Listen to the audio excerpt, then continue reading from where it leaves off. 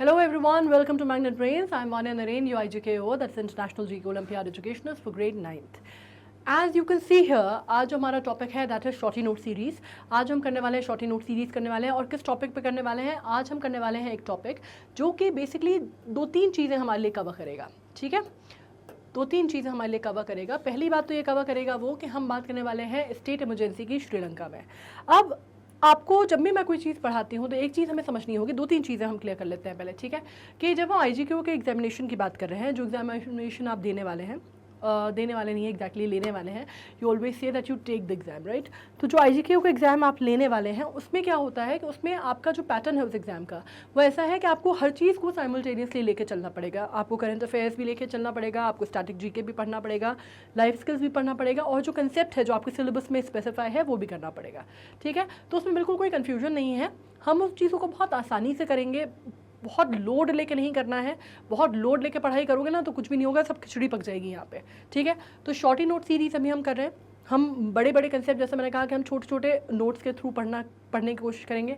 अब इसमें भी 2 चीज़ें होती हैं कि एक तो टॉपिक हो जाता है हमारा स्टैटिक GK का, कि मतलब एक स्टैटिक GK का हमने कोई टॉपिक लिया और हम उस पर पढ़ाई कर रहे हैं। ठीक है, और एक टॉपिक हो जाता है हमारा शॉर्टी नोट सीरीज़ में भी कंसेप्चुअल, उसका मतलब उसका कंटेक्स्ट क्या है, कंसेप्चुअल भी और कंटेक्सचुअल भी, दोनों चीज़ें।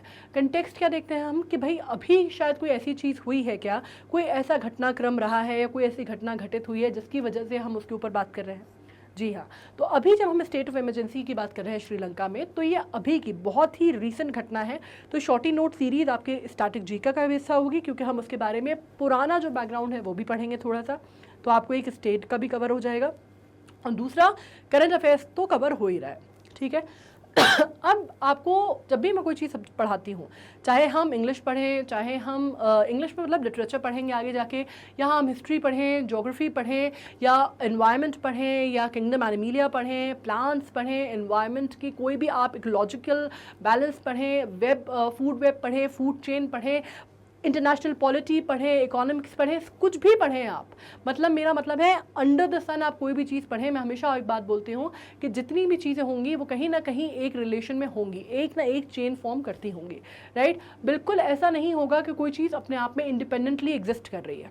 ठीक है, मतलब कैसे कि ये जो कंसेप्ट है ना, जो बोलने वाली बातें हैं, जो गाने वाने हैं कि दुनिया में हम अकेले आए थे अकेले जाएंगे, ये फिलोसफिकल बातें हैं। ये एग्जैक्टली जब लाइफ की बात हम करते हैं ना प्रैक्टिकल टर्म्स में, तो ये अप्लाई नहीं करती, राइट। बिकॉज इंसान जो है ना वो सोशल एनिमल है, आप मैं सब सोशल एनिमल हैं।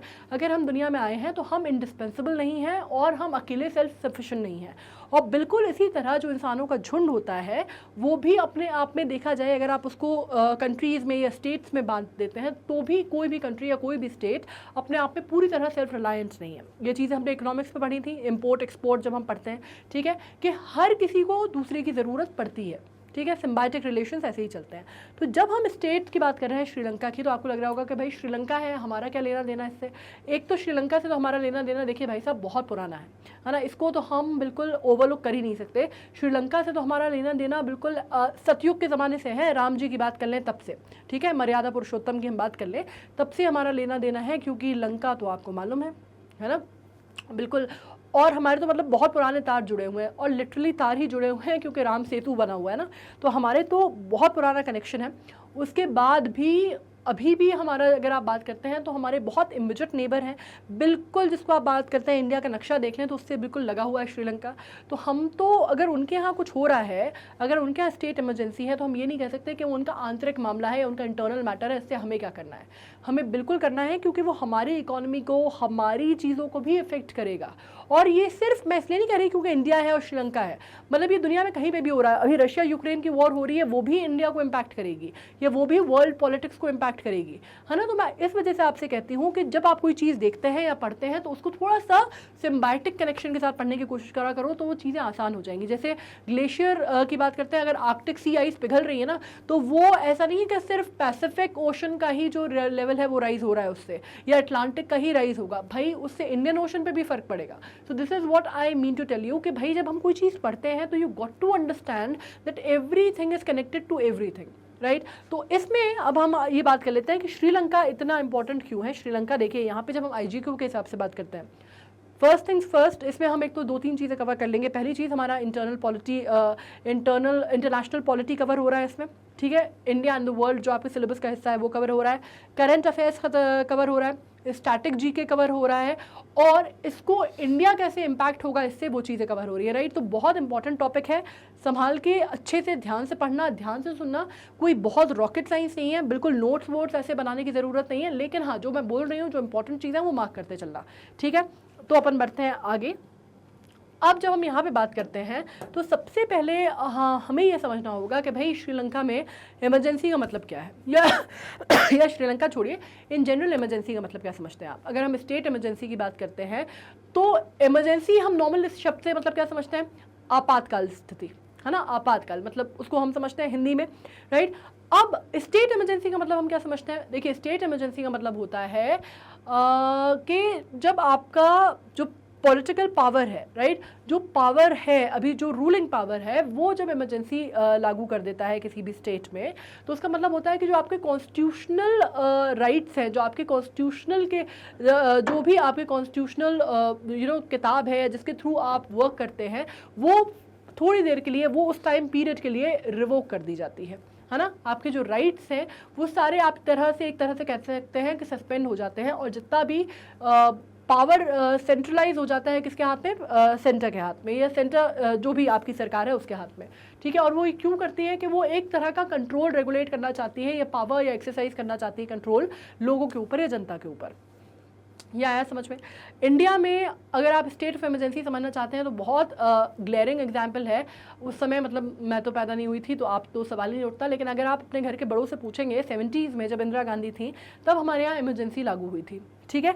और वो जो इमरजेंसी थी वो इतनी उसके दुष्प्रभाव पड़े, या उसके इतने अपर, या आप कह सकते हैं कि उसके इतने साइड इफ़ेक्ट्स थे, मतलब उसके आप कह सकते हैं कि उसके बारे में इतना ज़्यादा लोगों ने लिखा और क्रिटिकली लिखा कि एक टाइम पे इंदिरा गांधी की सरकार, मतलब इंदिरा गांधी बहुत मजबूत नेता हुआ करती थी, इंदिरा गांधी की सरकार गिर गई थी उसकी वजह से, ठीक है। और जब उन्होंने नेशनल इमरजेंसी इम्पोज की इंडिया में तो उसके इतने दुष्प्रभाव थे कि वो बहुत लंबे टाइम तक हमारी जो कंट्री है उसको उससे उभरने में समय लग गया, ठीक है।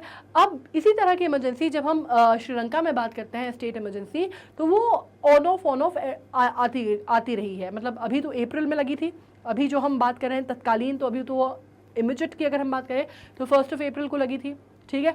और उससे पहले लगी थी अगस्त में, ठीक है। तो उनके ऑन ऑफ होती रहती है। मतलब इसमें से अगर आप बात कर लें, जैसे पाकिस्तान है, एक और हमारे इमीडिएट नेबर है, उनके यहाँ का जो सिस्टम है वो थोड़ा सा डिफरेंट है। वहाँ पे ये इमरजेंसी जो है वो अमूमन सी बात है, कोई ख़ास बड़ी बात नहीं है। मिलिट्री रूल आ जाता है, फिर मिलिट्री रूल जो है वो सत्ता का तख्ता पलट कर देता है, फिर मिलिट्री रूल का तख्ता पलट हो जाता है। जैसे अभी भी उनके यहाँ जो क्राइसिस की सिचुएशन है वो चल रही है, इमरान खान को हटा दिया गया है, अब उसमें शरीफ साहब जो हैं वो नए प्रधानमंत्री बन गए। शरीफ, वो जो पुराने वाले शरीफ थे वो नहीं, ये नए वाले शरीफ हैं, उनके भाई बंद हैं लेकिन नए हैं, ठीक है। तो वो आ गया है। तो अपने यहाँ जब हम समझने की कोशिश करते हैं तो ये बात आ गई। अब श्रीलंका की बात करते हैं। श्रीलंका में जो स्टेट ऑफ इमरजेंसी आई है, मतलब वहाँ पे जो प्रेसिडेंट है राजपक्षे, उन्होंने वो इमरजेंसी कॉल की है, डिक्लेयर की है 1 अप्रैल को, ठीक है। अब हमें समझना ये है कि श्रीलंका की जो इमरजेंसी है वो हमें कैसे इम्पैक्ट कर रही है। जैसे मैंने कहा कि वो हमें इम्पैक्ट करेगी, वो हमें कैसे इम्पैक्ट कर रही है, वो पूरी दुनिया को कैसे इम्पैक्ट कर रही है कि हम उसके बारे में इतनी बात कर रहे हैं। अब सीधी सी बात एक समझो कि इंडिया है तो इंडिया के नीचे श्रीलंका है, ठीक है। बहुत पुराना, जैसे मैंने कहा कि हमारे रिलेशंस गोज बैक टू किस काल में जाते हैं, बिल्कुल सतयुग से आप समझ सकते हैं कि हमारे रिलेशन है, ठीक है।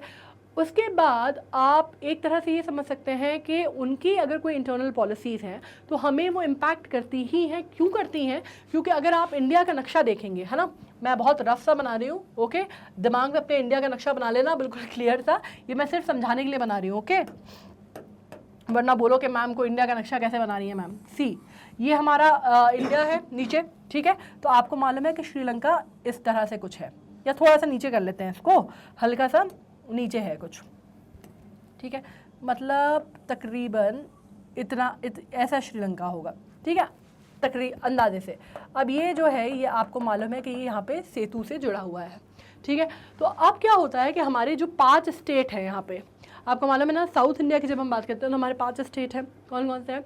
तमिलनाडु है, तेलंगाना है, आंध्र प्रदेश है, केरल है और कर्नाटक है। ठीक है, तो उसमें क्या होता है कि वो यहाँ से बहुत आसानी से लोग जो हैं, इसमें अगर कोई भी उनके यहाँ प्रॉब्लम होती है तो प्रोलिफरेशन की जो प्रॉब्लम है वो इंडिया में होने लगती है। मतलब लोग जो हैं वो इलीगल इमिग्रेंट्स की प्रॉब्लम बहुत बढ़ जाती है हमारे यहाँ। ठीक है, तो इकोनॉमी पे हमारे भी असर पड़ता है। उसके अलावा आपकी जो ट्रेड्स और हमारी जो मेरीटाइम लाइन है, अगर आप पाल स्ट्रेट बे की बात करते हैं तो बहुत सारी चीज़ें हैं हमारे बीच में जो कि श्रीलंका से हमारे संबंधों को स्थापित करती है। ठीक है, अब इसमें क्या होता है कि जब चीज़ें गड़बड़ाने पे आती हैं या चीज़ें यहाँ पे अगर स्टेट ऑफ इमरजेंसी लग जाता है या यहाँ चीज़ें ख़राब होती हैं तो होता क्या है कि इसका सीधा इम्पैक्ट हमारे सदर्न पार्ट में पड़ता है देश के। ठीक है, वहाँ पे लोग भाग के जाने लगते हैं या जो आप कहते हैं ना असंवैधानिक गतिविधियां हैं वो बहुत बढ़ जाती हैं। उसमें आप कह सकते हैं कि हमारा मेरीटाइम सिक्योरिटी जो है वो सीधे सीधे रिस्क पे आ जाता है। उसके अलावा जो ट्रेडिंग वगैरह है वो हमारी इफेक्ट होती है। फिशरीज जो है वो हमारा बहुत बड़ा सेगमेंट है, वो हमारा इम्पैक्ट होता है। उसके अलावा जो जैसे मैंने कहा कि असंवैधानिक गतिविधियाँ हैं या आप कह सकते हैं इलीगल काम है, उनकी वो तादाद बहुत बढ़ जाती है। कैसे बढ़ जाती है, क्या आप समझ सकते हैं कैसे कि तस्करी बढ़ जाएगी, स्मगलिंग बढ़ जाएगी, बहुत सारी चीज़ें जो है बढ़ जाती हैं। टेररिज्म की बहुत सारी चीज़ें सामने आ जाती हैं। टेररिज्म अपने आप में बहुत ज़्यादा व्यापक हुआ करता था, अब तो फिर भी कंट्रोल्ड है। एक टाइम पे तो बहुत ज़्यादा था, मतलब चरम पे था 80s में, लेट 80s में और 90s की अगर हम बात करें तो बिल्कुल एक्सट्रीम पे था। मतलब आपने लिट्टे का नाम सुना होगा, अगर लिट्टे, ठीक है, अगर आपने लिट्टे का नाम सुना होगा, this is liberation of Tamil tiger Elms, अगर आपने इसका नाम सुना होगा तो आपने एक और चीज़ सुनी होगी, IPKF, हमारी IPKF हमने भेजी थी। IPKF क्या थी, इंडियन पीस कीपिंग फोर्स, है ना, तो वो हमने भेजी थी 1980s में, राजीव गांधी की सरकार थी, उन्होंने भेजी थी। अब ये जो टाइम था और ये क्यों भेजी गई थी, इसमें बहुत आड़े हाथों लिया था राजीव गांधी की सरकार को उस टाइम पे और कहा गया था कि भाई इनको क्या ज़रूरत आ गई थी भेजने की। अब दिक्कत क्या थी ना कि उस टाइम पे एक तो हेल्प बाय नेबर वाला फंडा भी था, पॉलिटिकल रीजंस भी थे, ऑब्वियसली एक पॉलिटिकल रीजंस भी थे, हेल्प बाय नेबर वाला फंडा भी था और एक सिक्योरिटी थ्रेट भी था। क्या हो रहा था कि हमारी जो नीचे के जो एरियाज थे, जो सदर्न एरियाज थे इंडिया के, वो एक तरह से सीधे सीधे थ्रेट इम्पोज हो रहा था उनको, उनकी सिक्योरिटी को थ्रेट इम्पोज हो रहा था क्योंकि यहाँ से लोग निकल के ऊपर आ रहे थे। ठीक है, तो हमारी जो एक आप कह सकते हैं कि हमारी सॉवरेनिटी पे भी क्वेश्चन लग गया था, हमारी सॉवरेनिटी भी एट स्टेक आ गई थी, तो सरकार को उसके लिए मदद करनी ही थी। प्रभाकरन उस टाइम पे लिट्टे का चीफ हुआ करता था, बाद में फिर वो राजीव गांधी जो 21 मई को श्री पेरम्बदूर में जब कैंपेनिंग हो रही थी तो उस टाइम पे फिर राजीव गांधी को मार दिया गया। ठीक है, सो जो बॉम्ब ब्लास्ट है वो धनु ने अपना वो जो बेल्ट बांध के पहला सुसाइड बॉम्ब ब्लास्ट किया था, मतलब पहला ह्यूमन सुसाइड बॉम्बर थी वो। ठीक है, उसमें राजीव गांधी की हत्या कर दी गई, तो उसके खामियाजा भुगतना पड़ा। वो आगे चल के हुआ कि उसमें आपने नलिनी और प्रभाकरन, आपने अगर ये नाम सुने हो कि राजीव गांधी की हत्या में, असैसिनेशन में शामिल थे ये लोग। ये कौन थे, ये लिट्टे के लोग थे। बिकॉज और लिट्टे क्यों चढ़ गया था राजीव गांधी से, क्योंकि IPKF भेज दी थी इंडिया ने। तो आपको ये समझना होगा कि वहाँ का जो उस टाइम का टेररिज्म था, जो एंटी तमिल जो चल रहा था, वो बहुत चरम पे था।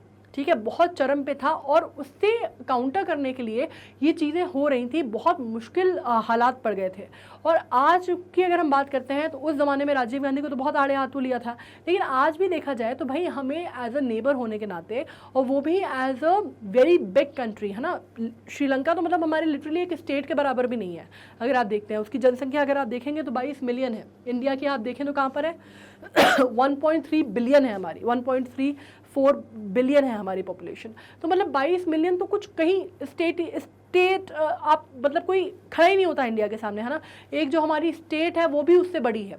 तो हमारा एज अ बिगर कंट्री लोगों का हमसे क्या एक्सपेक्टेशन होता है, या पूरी दुनिया का हमसे क्या एक्सपेक्टेशन होता है कि भाई जो कमज़ोर है, निर्बल कंट्री है, जो छोटी कंट्री है, हमें उसको सपोर्ट करना चाहिए, हमें एक्सटेंड करनी चाहिए उसको मदद। ठीक है, मतलब इंडिया तो ऐसी कंडीशन में है कि हम मना कर ही नहीं सकते। हमारे ऊपर एक ऑब्लिगेशन भी है, पॉलिटिकल ऑब्लिगेशन भी है, मॉरल रिस्पॉन्सिबिलिटी भी है हमारी, जैसे मैंने कहा हेल्प बाय नेबर वाली। उसके अलावा हमारे खुद के सिक्योरिटी मेजर्स के लिए भी बहुत इंपॉर्टेंट है। तो अभी भी अगर आप देखें तो उन्होंने जो हमसे मांगा, उन्होंने हमसे फूड मांगा, उन्होंने हमसे मेडिसिन मांगी, या उन्होंने हमसे क्रूड ऑयल मांगा, तो हमने प्रोवाइड किया। मतलब ये सरकार है तो उसने भी किया, है ना। तो वो हमारी ज़रूरत है, मतलब उसमें हम ये नहीं कह सकते कि भाई उनका इंटरनल मैटर था, तुम्हारे पास कौन सा बहुत एक्स्ट्रा है जो तुम वहाँ भेज रहे हो। वो आपके पास हो ना हो, वो सिम्बायोटिक रिलेशंस बहुत ज़रूरी होते हैं। आप कोई भी कंट्री, जब हम बात कर रहे हैं इस तरह की जो सेटअप है दुनिया का, उसमें अकेले एग्जिस्ट नहीं कर सकती। ये बात समझ में आई। तो हमारी एक तरह से तीनों लेवल पे पॉलिटिकल ऑब्लिगेशन भी है हमारा, मॉरल रिस्पॉन्सिबिलिटी भी है हमारी, और हमारी खुद की सिक्योरिटी मेजर भी है कि हमें उनको हेल्प करनी पड़ेगी, हमें उनको एक्सटेंड करना पड़ेगा हेल्पिंग हैंड। ये क्लियर हुआ। अब अपन बात करते हैं, समझने की बात करते हैं कि हुआ क्या है, मुद्दा क्या है। श्रीलंका के जो प्रेसिडेंट हैं, ठीक है, अगर आपने उनके स्टेटमेंट अभी सुने हो, तो वहाँ पे एक ऐसा देश, एक ऐसी कंट्री जो कि ऑलरेडी एक तो छोटी कंट्री है, बहुत ज़्यादा बड़ी कंट्री नहीं है, हार्डली 22 मिलियन उसकी पॉपुलेशन है, 22-23 मिलियन पॉपुलेशन है। एक जिसको आप कहते हैं कि बिल्कुल नीचे आती है, यहाँ पे आर्किपेलागो है एक तरह का, है ना, नीचे आता है इंडिया का, इंडिया के इंडियन ओशन के बीच में, मतलब आर्किपेलागो किसको बोलते हैं, कोई कंट्री या group of cluster of island जो कि ओशन के बीच में होता है, तो बिल्कुल उसी तरह का है, ठीक है। इसके अलावा आप ये कह सकते हैं कि अब इसमें क्या प्रॉब्लम हो रही है कि उनकी जो इकॉनमी है वो काहे पे बेस्ड थी, ज़्यादातर मेरी टाइम पे बेस्ड थी, या ट्रैवलिंग पे बेस्ड थी, या टूरिज्म पे थी, या फिशरीज़ पे थी, ठीक है। तो अब हुआ क्या है कि एक कंट्री जहाँ पे इतनी ज़्यादा स्टेट ऑफ इमरजेंसी आ गई है, मतलब इस तरह के हालात आ गए हैं कि जो 22 मिलियन पॉपुलेशन है वो पूरी की पूरी सड़क पे आने पे मजबूर हो गई है। क्यों हो गई है? क्योंकि ना उनको खाना मिल पा रहा है, ना इलेक्ट्रिसिटी मिल पा रही है, ना मेडिसिन मिल पा रही है, मतलब पूरे देश में जिसको आप कहते हैं कि मेडिकल फैसिलिटी चरमरा गई है। वो कोविड में सब जगह चरमरा गई है, लेकिन यहाँ पे तो बहुत ही, मतलब जिसको आप कहते हैं ना, भयावह रूप में आ गया है कि मतलब लोग लिटरली मर रहे हैं, and they don't have even the basic medicine भी नहीं है। इस ये हालत है, या बेसिक एसेंशियल कमोडिटीज़ जो हैं वो भी मुहैया नहीं करा पा रही है वहाँ की सरकार उनको। तो जाहिर सी बात है कि जन सैलाब उमड़ेगा, जन सैलाब उमड़ेगा, जन आक्रोश होगा, जन आक्रोश होगा तो कंट्रोल करना पब्लिक को मुश्किल हो जाएगा, पब्लिक को कंट्रोल करना मुश्किल होगा। जब जनता जो है सड़क पर उतर आए ना, तो फिर सरकार के पास कोई चारा नहीं बचता, क्योंकि क्या है, ये कोई भी एक आदमी होगा तो उसके ऊपर मुकदमा किया जाएगा, झुंड पे मुकदमा नहीं किया जा सकता, ठीक है। उनको आप कितने लोगों को आप एग्जीक्यूट करोगे, कितने लोगों के अगेंस्ट आप कोई चीज़ आप स्टेप लोगे, या कितने लोगों को आप जुडिशियल कस्टडी में भेजोगे, या कितने लोगों को आप जेल में डालोगे, राइट। तो एक झुंड जो होता है, जब झुंड काम करता है या झुंड चलता है ना, तो उसके ऊपर किसी भी तरह के लॉ इम्पोज करना बहुत मुश्किल हो जाता है। तो इस वजह से अगर आपको ये समझना है कि श्रीलंका के जो प्रेसिडेंट हैं गोटाबया राजापक्षे, ठीक है, उन्होंने डिक्लेयर की इमरजेंसी अप्रैल 1 को, ठीक है। फिर वो रिवोक भी हो गई है, वो बात अलग है, लेकिन इमरजेंसी डिक्लेयर की।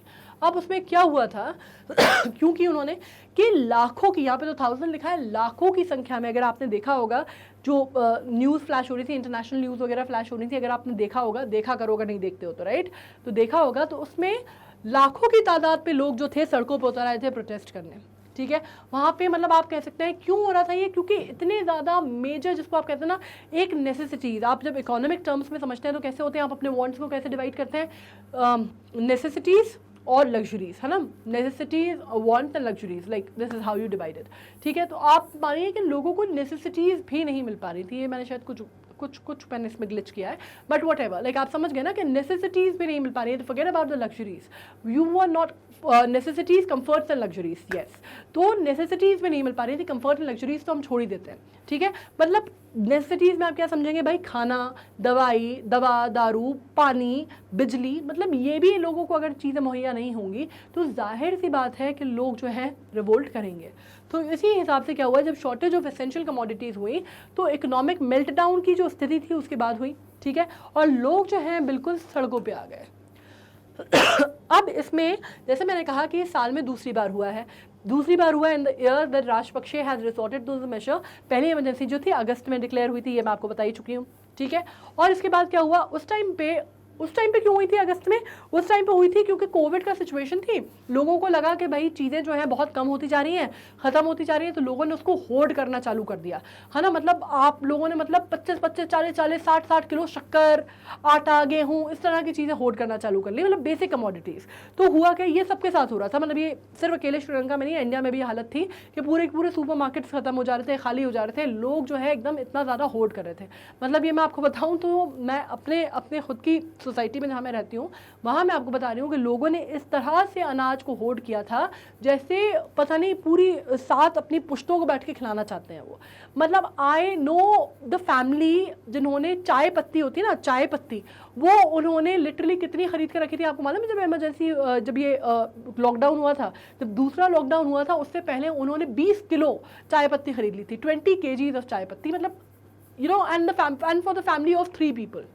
Can you imagine like 20 kgs of tea leaf for the family of 3 people? So can you imagine कि किस स्तर पे लोग होर्डिंग कर रहे थे उस टाइम पे, ठीक है। तो होर्डिंग हो रही थी इतनी ज़्यादा, तो उसकी वजह से क्या हो रहा था, ब्लैक मार्केटिंग बढ़ रही थी। ब्लैक मार्केटिंग बढ़ रही थी तो जिन लोगों को ज़रूरत थी, बेसिक कमोडिटीज़ भी लोगों को अवेलेबल नहीं हो रही थी। एक लोग तो जो थे, एक पक्ष जो था वो तो होर्ड कर करके रखता जा रहा था और दूसरे लोगों को कमी होती जा रही थी। इसमें इंडिविजुअल्स की बात कर रही हूँ मैं, I am not talking about the black marketeers. उन्होंने भी बहुत की, सबने बहुत रोटियाँ सेकी इसमें, चाहे आप मेडिसिन की उठा लीजिए, चाहे आप अनाज की उठा लीजिए, लोगों ने बहुत मार्केटिंग, ब्लैक मार्केटिंग से पैसा कमाया इस टाइम पे। तो यहाँ पे जब हम बात करते हैं तो अगस्त 30 को उन्होंने डिक्लेयर कर दी। उसके बाद essential commodities when the economic crisis had begun to manifest itself in all its severity but lifted it within a few weeks. ये वो टाइम था जब इकोनॉमिक जो जिसको बोलते हैं मेल्ट डाउन की स्थिति बनने लगी थी, सिवियरिटी समझ में आ गई थी। ये समझ में आ रहा था कि भाई फ्यूचर जो है वो अंधकार में दिख रहा है, सही नहीं दिख रहा, अपना कुछ ना कुछ तो मतलब डूबता हुआ सूरज दिख रहा है अपन को सामने, ठीक है। तो वहाँ पे उन्होंने इमरजेंसी लगाई। लेकिन क्या हुआ कि उस ज़माने में, उस टाइम पे इमरजेंसी लगाई कि ये हुआ कि चलो होर्डिंग ना हो, ये सब ना हो। उस टाइम पे भी प्रोटेस्ट हुए, तो प्रोटेस्ट हुए तो क्या हुआ कि चलो सस्पेंड कर दी गई वो कुछ ही दिनों में। यहाँ तक समझ में आया ना, ठीक है। अब अपन आगे का देखते हैं। अपन सबसे पहली बात ये समझ लेते हैं, अब जो मुद्दे पे आते हैं अपन कि भाई ये हुआ क्यों, ठीक है। देखिए 2-3 चीज़ें हैं। सबसे बड़ी बात तो एक कोविड की वजह से क्या हुआ कि पूरी दुनिया की, जैसे बड़ी बड़ी कंट्रीज़ आप बात कर लीजिए, हम अपनी बात कर लें, यूरोपियन कंट्रीज़ की बात कर लें, मतलब अमेरिका की बात कर लें, बड़ी बड़ी इकोनॉमीज़ जो हैं वो बहुत ज़्यादा धर्म संकट में आ गई, है ना, एकदम चरमरा सी गई सबकी स्थिति। तो जो छोटी कंट्रीज़ थी ऑब्वियसली उनके ऊपर तो बहुत ज़्यादा भार पड़ा। उनकी तो वैसे भी बहुत ज़्यादा, जिसको आप कहते हैं ना, आर्थिक स्थितियाँ ठीक नहीं थी, तो उनके ऊपर तो बहुत ज़्यादा भार पड़ा। तो उनकी तो जो रही सही चीज़ें थी वो भी ख़राब हो गई, वो भी स्थितियाँ बहुत ख़राब हो गई। ऊपर से जैसे इस तरह की जो कंट्री है, जैसे श्रीलंका है, श्रीलंका का मैंने क्या कहा कि मेजर, क्योंकि वो आर्किपेलागो है एक तरह से, तो क्या होता है उसकी, आप समझ सकते हैं कि उसका जो मेन, जिसको आप कहते हैं सोर्स ऑफ इनकम, जिसको आप कहते हैं ना, वो या तो जो टूरिज़्म है या ट्रैवल इंडस्ट्री है उसकी, या फिर वाटरवेज है, जो आपका कहते हैं कि वाटर या इंटरनेशनल वाटर्स जैसे हम समझते हैं, या मेरी टाइम हम समझते हैं, ठीक है। तो वो सारी चीज़ें बहुत ज़्यादा इम्पैक्ट हुई।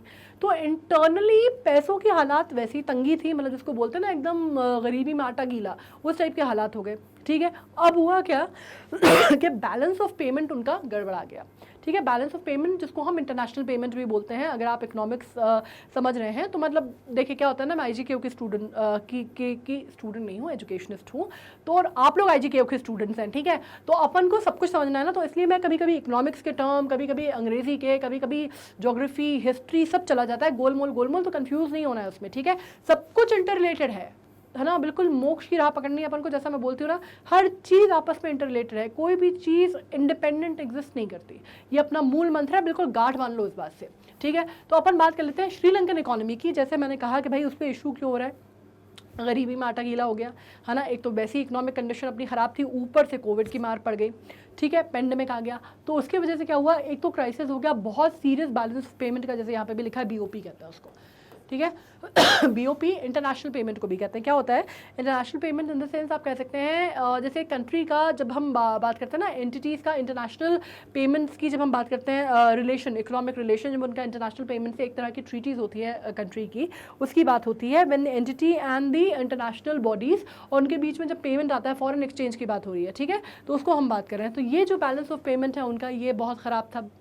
अब इसका जो फॉरेन एक्सचेंज रिजर्व थी उसकी वजह से क्या हुआ, जिसको हम फॉरेक्स कहते हैं, ठीक है, फॉरेन एक्सचेंज रिजर्व था जिसको हम फॉरेक्स कहते हैं, वो भी डिप्लीट हो गया, ठीक है, बहुत ज़्यादा डिप्लीट हो गया। अब उससे क्या हुआ कि increasingly difficult for the country to import essential consumption. अब फॉर फॉरेन एक्सचेंज अब क्या हुआ, आपको एक सीरियस सी सिचुएशन ये पड़ गई, बहुत ही जैसे हर तरह से जब मुसीबत आती है ना तो सब तरह से आ जाती है और सब तरह से आके घेर लेती है ना। मुसीबत हमेशा कहते हैं ना, बड़े बुजुर्गों के मुंह से सुना होगा कि मुसीबत कभी अकेले नहीं आती, बिल्कुल उसी तरह की सिचुएशन हुई कि बैलेंस ऑफ पेमेंट, एक तो बीओपी आपका जो है इम्बैलेंस हुआ, उसके चक्कर में क्या हुआ कि आपका जो फॉरेक्स है, जो आपका फॉरेन एक्सचेंज रिजर्व है, वो आपका नीचे चला गया। वो नीचे गया तो उसकी वजह से क्या हुआ आपको कि आपके इंपोर्ट्स नीचे चले गए, ठीक है, इम्पोर्ट्स आपके नीचे चले गए तो उससे एक और प्रॉब्लम क्या हुई कि आपके यहाँ जितनी भी चीज़ें आप लेते थे, मतलब एसेंशियल कमोडिटीज़ आप लेते थे, हर चीज़ जो है वो सेल्फ रिलायंस तो नहीं हो सकते। मतलब हमारी जैसी बड़ी बड़ी कंट्रीज़ नहीं है, अमेरिका नहीं है, चाइना नहीं है, कोई भी कंट्री अपने आप पे पूरी तरह सेल्फ रिलायंट नहीं है, कहीं ना कहीं किसी ना किसी पे वो किसी ना किसी चीज़ के लिए निर्भर ज़रूर है, ठीक है। तो इतनी बड़ी कंट्रीज़ जब सेल्फ रिलायंट नहीं है तो इतनी छोटा सा देश जिसकी इतनी आर्थिक स्थिति भी उतनी बेटर नहीं है, डेवलपिंग या डेवलप्ड इंडेक्स अगर हम देखते हैं उसका, तो डेवलपिंग इंडेक्स भी उतना हाई नहीं है उसका। तो उसमें क्या दिक्कत हुई कि जब आपका फॉरेक्स कम हो गया, इंपोर्ट्स कम हो गए, तो आप हर चीज़ तो वहाँ पे घर में बना नहीं सकते थे। तो आपकी क्या हुआ, नेशनल जो आपकी एसेंशियल कमोडिटीज़ हैं उनकी आप में किल्लत पैदा हो गई, ठीक है। एसेंशियल कमोडिटीज़ जो है वो मिलना बंद हो गई, ठीक है, कॉम लिख रही हूँ बस मैं। एसेंशियल कमोडिटीज़ जो हैं वो नीचे चली गई। इसकी वजह से क्या हुआ, इसकी वजह से ये जो सिचुएशन आई, एसेंशियल कमोडिटीज़ भी आपकी नीचे चली गई, तो आपकी जो रोज़मर्रा की ज़रूरतें थी लोगों की, जिनके लिए ये चीज़ें बहुत इंपॉर्टेंट थी, वो भी आप पूरी नहीं करा पाए। सरकार का क्या फ़र्ज़ होता है, सरकार का मतलब क्या होता है, सरकार का मतलब होता है कि आप रूल करेंगे एक स्टेट को और उसमें जितनी भी जो पब्लिक है, जो सिटीजन्स हैं, उसकी वेलबींग को आप इंश्योर करेंगे, है ना, सॉवरेनिटी इंश्योर करेंगे, सिक्योरिटी देंगे और उसकी जो उनकी फंडामेंटल राइट्स हैं उनको कंजर्व करेंगे, वो सब है अपनी जगह, पर आप उनको बेसिक जो ज़रूरतें हैं वो स्टेट की तरफ से मुहैया कराएंगे, जो उनकी जो बेसिक लाइवलीहुड की ज़रूरतें हैं वो पूरी करेंगे। ये एक बेसिक स्ट्रक्चर हुआ ना स्टेट का, तो वो उसमें फेल हो गई सरकार, वो कर ही नहीं पाई, उनके पास है ही नहीं, फंड्स ही नहीं है, तो कैसे करेंगे।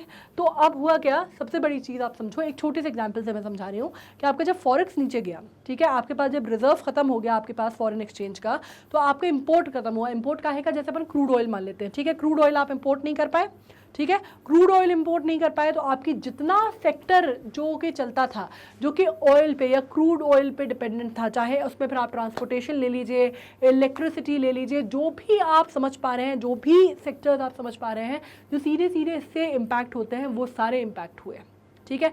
मतलब फूड शॉर्टेज पड़ गया, फूड क्राइसिस तो अभी मतलब मेजर है, अगर आप उसको गूगल भी करेंगे तो आपको देखेंगे।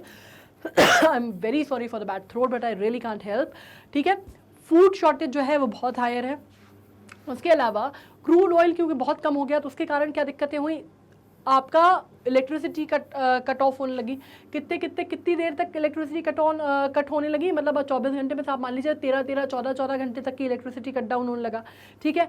बेसिक जो ट्रांसपोर्टेशन था वो बहुत महंगा हो गया, खाने की जो वस्तुएं थी वो बहुत महंगी हो गई, मतलब महंगी क्या हो गई, ऑलमोस्ट आप कह सकते हैं वाइप ऑफ हो गई, ठीक है। तो फूड शॉर्टेज जो है वो बहुत मेजर हो गया, हर चीज़ की जो कीमतें हैं वो एकदम स्काई रॉकेट शूट करने लग गई, ठीक है। तो ये जो अनरेस्ट की सिचुएशन पैदा हुई ना, कि कहीं पे भी कोई भी चीज़ परफेक्ट नहीं थी, कहीं पे भी कोई चीज़ में बैलेंस नहीं था, उसने ये जो स्टेट ऑफ इमरजेंसी है ये ला के खड़ी कर दिया, मतलब उसको द्वार पे ला के खड़ा कर दिया इकोनॉमिक क्राइसिस के। जब उसने कह दिया, जैसे क्या होता है कंपनीज़ की अगर हम बात करते हैं, ठीक है, अगर हम कंपनी की बात करते हैं तो आपने सुना होगा ना कि उसने अपने आप को दिवालिया घोषित कर दिया कि भाई है ही नहीं हमारे पास, हम तो बिल्कुल हाथ ही खड़े कर दिए कि हम तो कुछ कर ही नहीं सकते, है ही नहीं हमारे पास, तुम कुछ भी कर लो, तुम तो कुर्की करा लो, तुम कुछ करा लो। वो वाली स्टेज हो जाती है जब हम बात करते हैं काहे की इंडस्ट्रीज़ वगैरह की, है ना, बैंकरप्सी जिसको हम बोलते हैं, दिवालिया घोषित करना। उसी तरह की जब हम कंट्री की बात करते हैं तो अपने आपको कंट्री जो है वो दिवालिया तो नहीं घोषित कर सकती कि हाथ खड़े कर दे कि नहीं भाई मैं तो नहीं कर सकता, मेरे तो बस की नहीं, हमारे पास तो बचा ही नहीं कुछ। लेकिन उन्होंने इस चीज़ को एक्सेप्ट ज़रूर कर लिया कि भाई we are going through the economic meltdown, हमारे इकोनॉमिक मेल्टडाउन है, हमारे पास रिसोर्सेज नहीं है कि हम अपनी पॉपुलेशन को कर सकें, सिटीजन्स को हैंडल कर सकें, वो हम नहीं कर सकते, ठीक है। ये वाली सिचुएशन आ गई और उन्होंने अब क्या किया कि इसको काउंटर करने के लिए, क्योंकि लाखों का जो समुदाय है वो उभर गया, वो उमड़ पड़ा ना सड़कों पे रिवोल्ट करने के लिए सरकार की। तो क्या हुआ कि अब लाखों की जनसंख्या को हैंडल करना उनके लिए इंपॉर्टेंट था और मुश्किल भी था, बहुत मुश्किल था, क्योंकि इतने तो रिसोर्सेज नहीं थे उनके पास। इतने रिसोर्सेज होते तो बात ही क्या थी। तो उन्होंने क्या किया कि नेशनल इमरजेंसी घोषित कर दी, स्टेट इमरजेंसी, कि भाई साहब स्टेट इमरजेंसी रहेगी और जब तक चीज़ें ठीक नहीं होंगी तब तक स्टेट इमरजेंसी चलेगी। अब उस पर क्या हुआ कि उस पर और ज़्यादा रिवोल्ट हुआ, पॉलिटिकल प्रेशर्स भी आ गए, सरकार गिरने की नौबत आ गई, बहुत सारी चीज़ें आ गई, तो फिर उनको रिवोक करना पड़ा उसको। अब बात ये हो रही है, एक और चीज़ हुई कि जब ये तरह के हालात बन रहे थे ना, जब ये सिचुएशन पैदा हो रही थी, बढ़ रही थी, तो उनसे बोला गया कि भाई IMF जो है, इंटरनेशनल मॉनेटरी फंड जो है, उससे मदद मांग लो, उससे एड ले लो। तो उस टाइम पे राजपक्षे की जो सरकार थी उन्होंने कहा कि नहीं, हम नहीं लेंगे, ठीक है। फिर जब ये बिल्कुल ही हाथ से बात निकल गई, जब ये हुआ कि भाई साहब अब तो ना अपने बस की तो नहीं है, लेना तो पड़ेगी किसी ना किसी से मदद, तब उन्होंने कहा कि अपन कर लेते हैं। अब लेकिन वो जो मीटिंग होने वाली थी IMF के साथ, जो टॉक्स होने वाली थी, उसके पहले, थोड़े से पहले इन्होंने क्या किया, अपनी करेंसी को उठा के इन्होंने कर दिया डीवैल्यू, ठीक है। करेंसी डीवैल्यू हो गई, मतलब बिल्कुल ही आप समझ रहे हैं ना कि करेला बिल्कुल नीम चढ़ गया वाली स्थिति है, ठीक है, कि मतलब वैसे ही हालात आपके ख़राब थे, ऊपर से आपकी करेंसी डिवैल्यू हो गई। तो आप सोचिए कि कितनी, आप एक तरह से आप समझ रहे हैं कि किस तरह का, कितना विकट जो इकोनॉमिक क्राइसिस या आर्थिक व्यवस्था है वो कितनी मुश्किल दौर में आ गई होगी, ठीक है। अब current Sri Lankan economic crisis as product of the historical imbalances in the economic structure. अब ये इम्बैलेंस जो है ये रातों रात नहीं आया है मतलब ये जो हम बैंक BOP की बात करें ना, ये ऐसा नहीं हुआ कि सिर्फ कोविड आया और कोविड के चक्कर में हो गया। कोविड ने उसको ज़्यादा, जिसको आप कहते हैं एक्सपीडिएट कर दिया, ज़्यादा बढ़ा दिया, एग्रीवेट कर दिया सिचुएशन को। लेकिन ये कोविड की वजह से पैदा हुई सिचुएशन नहीं थी, पहले भी उनका इम्बैलेंस था, पहले भी दिक्कतें थीं, ठीक है। यही मैं आपको बोल रही हूँ ना कि गरीबी में आटा गीला हुआ था उनका, ठीक है। तो पहले से भी इकोनॉमिक स्ट्रक्चर जो था उनका वो डगमगाया हुआ सा था। अब international monetary fund uh loan related conditionalities and misguided policies of authoritarian rulers. अब इसमें क्या हुआ था कि पहले क्या हुआ था, IMF से उन्होंने लोन लिया था, उस टाइम पे भी जो उनकी पॉलिसीज़ थी। अब IMF भी कोई वहाँ पे वैसा तो है नहीं कि बिल्कुल वो एकदम कोई धर्मार्थ का काम करने बैठे हैं, है ना। अगर वो परमार्थ का, धर्मार्थ का काम करने बैठे हैं, ऐसा तो है नहीं। इंटरनेशनल मॉनेटरी फंड है, उसके अपने रूल्स, लॉज, रेगुलेशंस रहते हैं, उसकी अपनी टर्म्स एंड कंडीशंस रहती हैं, जिसको आपको मानना पड़ेगा अगर आपको उनसे लोन लेना है तो, और आपको एक टाइम पीरियड में उसको लौटाना पड़ेगा। तो ये जो सिचुएशंस थी ये बनती जा रही थी, और सिचुएशन जिसको आप कहते हैं ना कि रस्सी जो है गले पे कसती जा रही थी, लेकिन तब ये चेते नहीं। तो ये फिर उस टाइम पे जब कोविड हुआ तो बिल्कुल ही जिसको कहते हैं धराशाही हो गया मामला, ठीक है। अब अपन समझ लेते हैं, देखो क्या क्यों सफ़र कर रहा है ना। अब श्रीलंका क्यों सफ़र कर रहा है, इतना तो खैर बैकग्राउंड मैंने बता दिया यार कि ये तो क्लियर होगा कि अगर कोई पूछेगा ना एकदम रैंडम आके कि भाई क्या प्रॉब्लम है और क्या दिक्कत हो रही है, या घर में कोई डिस्कशन होगा कि यू नो इमरजेंसी स्टेट है श्रीलंका में, तो इस पर तो आप लोग अपना जो मत है वो बिल्कुल दे सकते हैं कि आपको बिल्कुल पूरा एकदम प्रो टाइप समझ में आ गया होगा कि क्यों इमरजेंसी सिचुएशन है वहाँ पे श्रीलंका में और किस वजह से वो इम्पोज हुई है, ठीक है। अब अपन इसका बैकग्राउंड थोड़ा सा समझ लेते हैं। बैकग्राउंड क्या है, बैकग्राउंड एक तो जैसे मैंने कहा कि पहले ही उनके हालात कोई बहुत अच्छे तो थे नहीं, है ना। ऊपर से इनके ऊपर गाज गिर गई, कोविड ने इनकी बिल्कुल जो पहले से ही जो बिल्कुल जिसको बोलते हैं ना एकदम बिल्कुल ही एकदम बिस्तर पे जो इकोनॉमी थी, बिल्कुल एकदम लास्ट स्टेज जो सांसें गिनती हुई इकोनॉमी थी, उसको बिल्कुल ही कोविड ने पूरी तरह ख़त्म कर दिया। हुआ क्या था कि सबसे बड़ी बात, हम इसका थोड़ा सा बैकग्राउंड इसलिए समझना ज़रूरी है कि अगर हम श्रीलंका की बात करते हैं, जैसे मैंने लिट्टे लिखा था, ठीक है, लिट्टे लिखा मैंने, तो इसमें क्या हो रहा था, ओफो रुको, जब मैंने लिट्टे लिखा तो ये मैंने आपको बताया ना कि liberation of Tamil tiger Elms की बात हो रही थी। तो अब लिट्टे में क्या हो रहा था कि प्रभाकरन इसका जो था वो मुखिया था, हेड था, ठीक है। तो अब 1983 से लेके अगर आप मानते हैं तो बिल्कुल 1983 में स्टेट ऑफ इमरजेंसी जो थी वो डिक्लेयर हो गई थी श्रीलंका में। अब वो क्या कह रहे थे कि लिट्टे वाले जो थे बहुत सालों तक तमिल जो थे उनके अगेंस्ट प्रोग्राम चलता रहा, ठीक है। तो अब उसमें क्या हुआ था कि ये अपना एक अलग स्टेट मांग रहे थे, टाइगर तमिल एलम्स अपना एक अलग जो स्टेट है वो मांग रहे थे, कंट्री मांगने लग गई है, ठीक है। तो उसकी वजह से क्या हुआ कि इनके में एक सिविल वॉर की सिचुएशन पैदा हो गई। बहुत लंबे टाइम तक ये चीज़ चली, मतलब कितने साल तक चली आप सोचिए। सिविल वॉर जो है मतलब 1-2-3 साल की बात नहीं हो रही है, 26 साल तक सिविल वॉर की सिचुएशन श्रीलंका में रही। मतलब आप जाफना वाफना आपने ये नाम सुने होंगे ना, तो इतना ज़्यादा वहाँ पे सिविल वॉर की क्राइसिस थी कि बहुत लोगों के ऊपर बड़ा जिसको कहते हैं जुल्म भी ढाया गया, हर तरह की एट्रॉसिटी भी हुई, सब कुछ हुआ। अब उसमें क्या हुआ, प्रभाकरन लेड था ये, ठीक है। और आपको वहाँ की सिनहलीज जो आप एक बात कर सकते हैं, एक जो सेटअप था उसके अगेंस्ट आवाज़ उठाई गई, बहुत सारी चीज़ें हुई वहाँ पे, ठीक है। तो एक तरह की कॉन्फ्लिक्टिंग सिचुएशन थी, बहुत अनरेस्ट की सिचुएशन थी, हर तरह से जो वहाँ की लाइफ थी वो बहुत ऊपर नीचे हो गई थी। इसी टाइम पे हमारी IPKF जो थी वहाँ पे गई थी, ठीक है। अब क्या हुआ था, उसी वजह से वो लिट्टे जो है, वो प्रभाकरन जो है वो उससे खार खा गया था और उसने राजीव गांधी को मारने की योजना बनाई और फाइनली वो उसमें सक्सीड भी हुआ। अब हमारे यहाँ की जो ये भी एक और बात है कि कहा जाता है कि जब ये राजीव गांधी को मारने की योजना वो बना रहे थे तो उन्होंने इस बात को बोला था और इसके बाकायदा इंटेलिजेंस के पास इसकी पुष्टि भी थी कि राजीव गांधी को मार दिया जाएगा, है ना। इंटरनल भी लोग मिले हुए थे उसमें, मतलब उसका एक बाद में पता चला था कि अगर आप एक बुक है असैसिनेशन ऑफ राजीव गांधी या राजीव गांधी असैसिनेशन ऐसा करके कुछ है उसका टाइटल, मैं एग्जैक्टली मुझे टाइटल तो याद नहीं पर मैंने बहुत साल पहले पढ़ी थी और उसमें था कि उसमें वो चीज़ बाकायदा मेंशन की गई थी कि एक इंटरसेप्ट किया था डेटा, एक इंटरसेप्ट किया था मैसेज हमारी इंटेलिजेंस ने, जिसमें उन्होंने कहा था we will welcome your prime minister with the garland of death. मतलब ये इंटरसेप्टेड मैसेज था, उसके बाद भी हम बचा नहीं पाए और हत्या कर दी जाती है राजीव गांधी की, ठीक है। तो आपको ये मैं इसलिए समझा रही हूँ कि लिट्टे इतना बड़ा एक वहाँ पे टेररिस्ट आउटफिट था, ठीक है। और हमारी जो IPKF गई थी, मतलब हमारे 200 से ज़्यादा जो जवान थे हमारे उस टाइम पे IPKF में शहीद हुए थे। ये जो मुठभेड़ हुई थी 3 दिन तक चली थी, जो कि बहुत आर्म्ड कॉम्बैट था उसमें, ठीक है। और स्टेट ऑफ इमरजेंसी कब तक चली थी? 26 साल तक। अब 26 साल तक वो जो स्टेट ऑफ इमरजेंसी चली तो उसके बाद क्या हुआ कि आप सोचिए कि छोटा सा देश जिसकी वैसे ही इकोनॉमी बहुत ज़्यादा कितनी उभर पाई होगी या कितनी ही बन पाई होगी, है ना।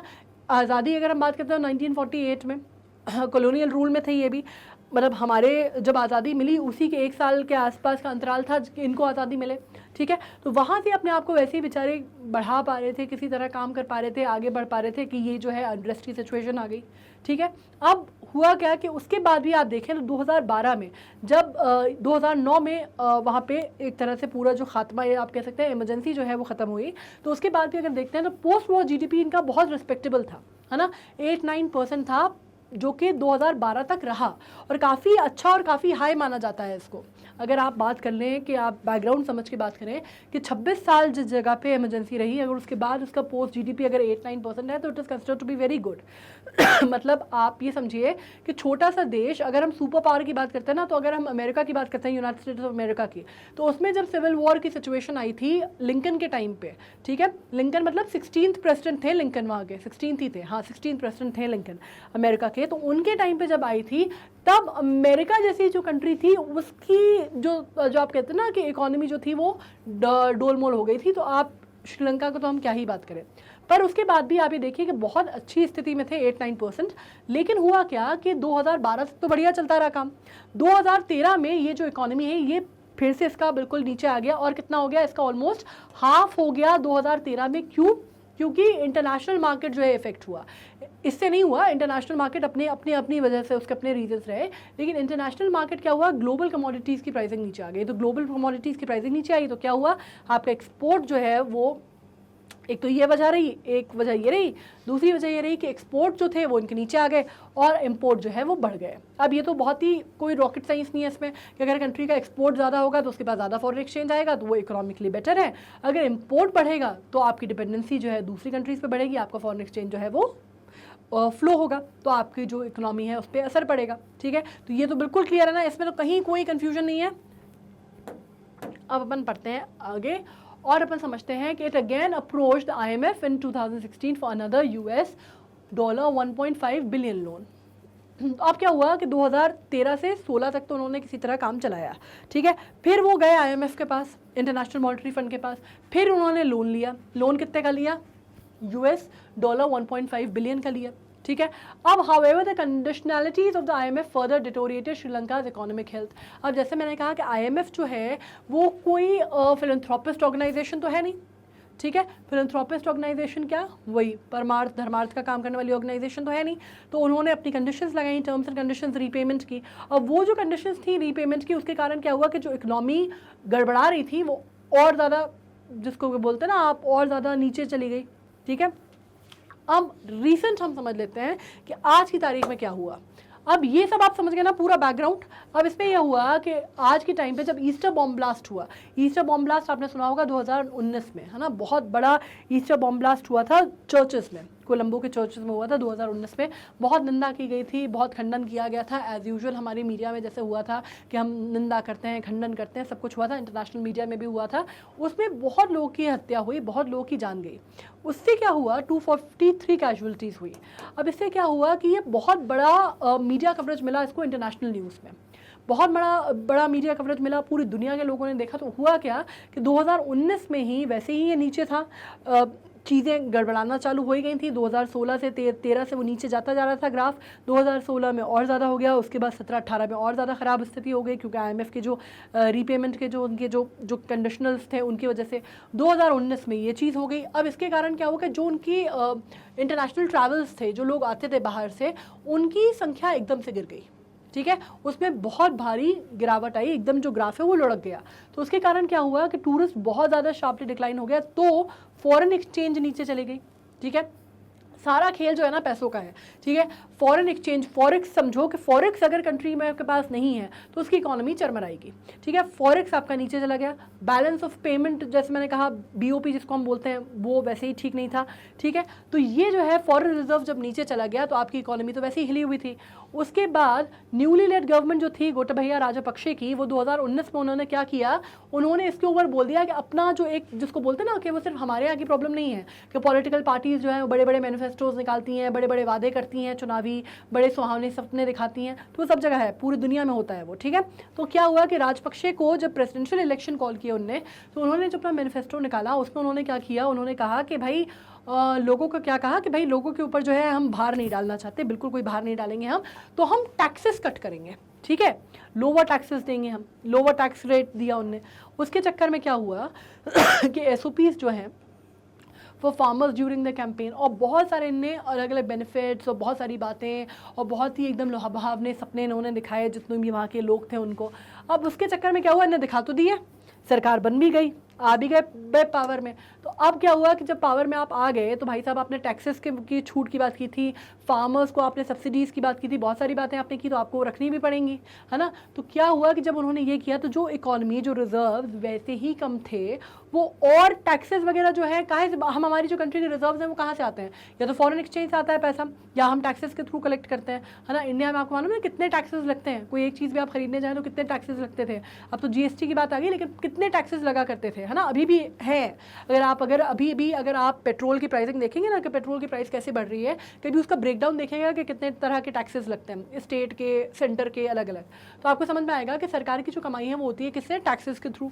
तो टैक्सेस आपने कट कर दिए। अब हुआ क्या कि ये जो प्रॉब्लम थी, जो आपने लुभावने वादे किए थे, तो आप कहीं के नहीं रहे, ना आप उनको बढ़ा सकते थे अब टैक्सेस को, ना आप उससे पीछे हट सकते थे क्योंकि आपकी सरकार गिर जाएगी, तो उसने और ज़्यादा बढ़ा दी problem.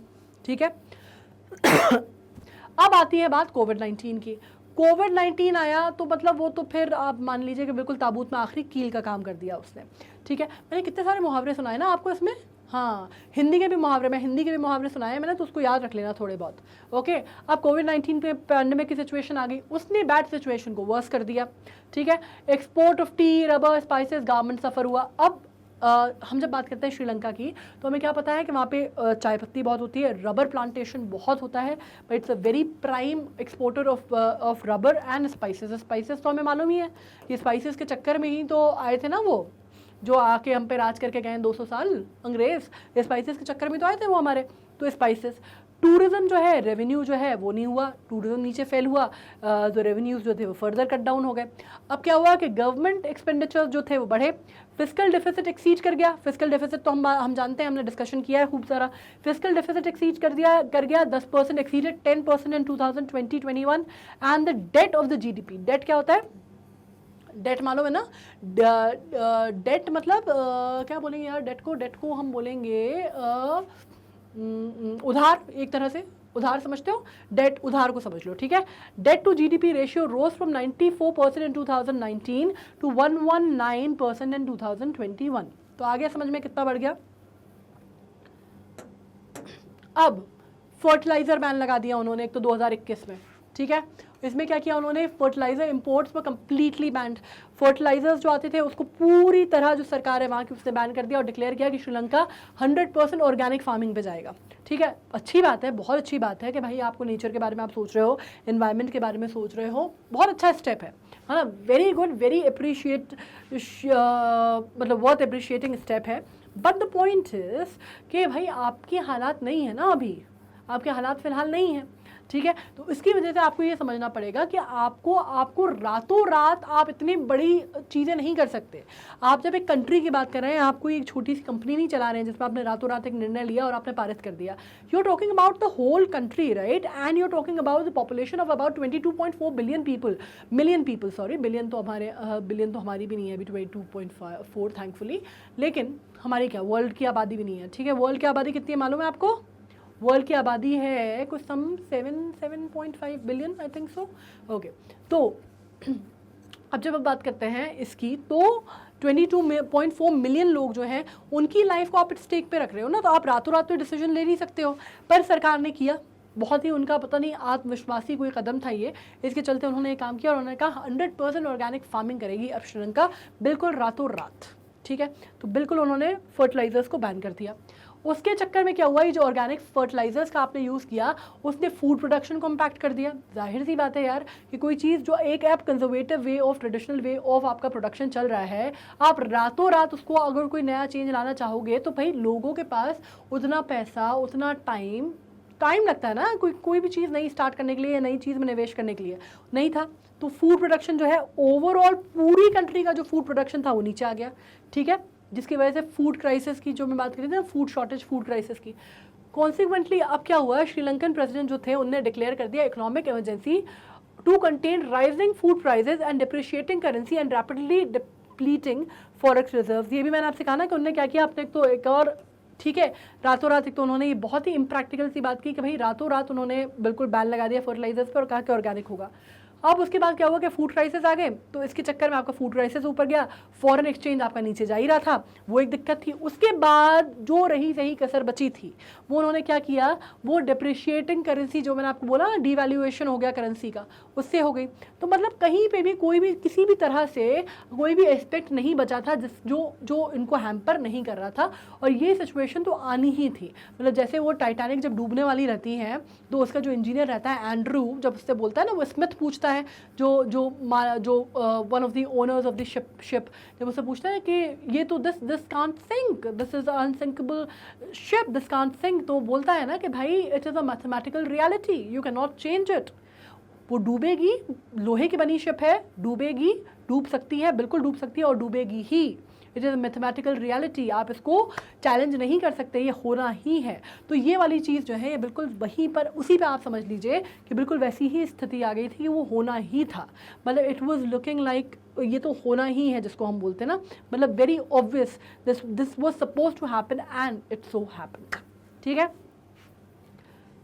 Now the lack of foreign currency coupled with a disastrous overnight ban on chemical fertilizers and pesticides has sent food prices soaring. Obviously, ठीक है, inflation is currently over 15% and the forecast to average 17.5, pushing millions of poor Sri Lankans to the brink. ये तो होगा ही, बहुत ही impractical सी, बहुत बड़ा role होता है गवर्नमेंट का, है ना। गवर्नमेंट की जो पॉलिसीज़ होती है या गवर्नमेंट किस तरह का काम कर रही है, किस तरह की चीज़ें, it is not always about the objective कि आपकी मंशा क्या है। मंशा ठीक है, लेकिन आपको प्रैक्टिकल एस्पेक्ट होना बहुत ज़रूरी है ना। वो ठीक है कि आप उसको ऑर्गेनिक स्टेट बनाना चाहते थे, पर ये आप रातों रात नहीं कर सकते थे भाई। This was a very simple concept कि ये रातों रात कैसे हो सकता था कि आप एक पूरे देश में फर्टिलाइजर्स बैन कर देंगे और आप सोचेंगे कि पूरा जो देश है वो ऑर्गेनिक फर्टिलाइजर्स और ऑर्गेनिक फार्मिंग में चला जाएगा।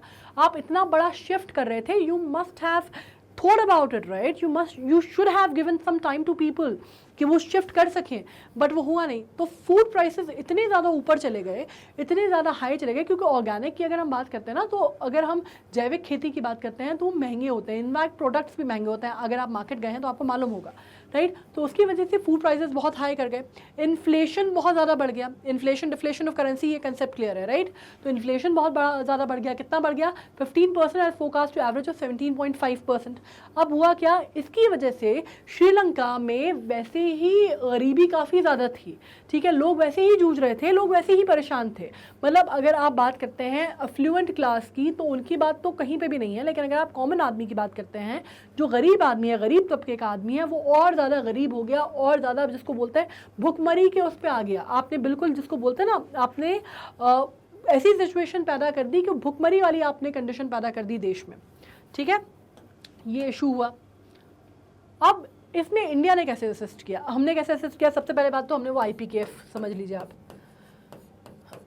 ठीक है, ये तो IPKF हमारा सबसे पहला जो, अगर हम सबसे पहला जो मतलब हमारा एक ऐसी चीज़ है जिसके लिए अगर आप सबसे पहले अगर किसी से भी पूछेंगे कि द फर्स्ट और the most talked about mission जो था वो IPKF है, ठीक है।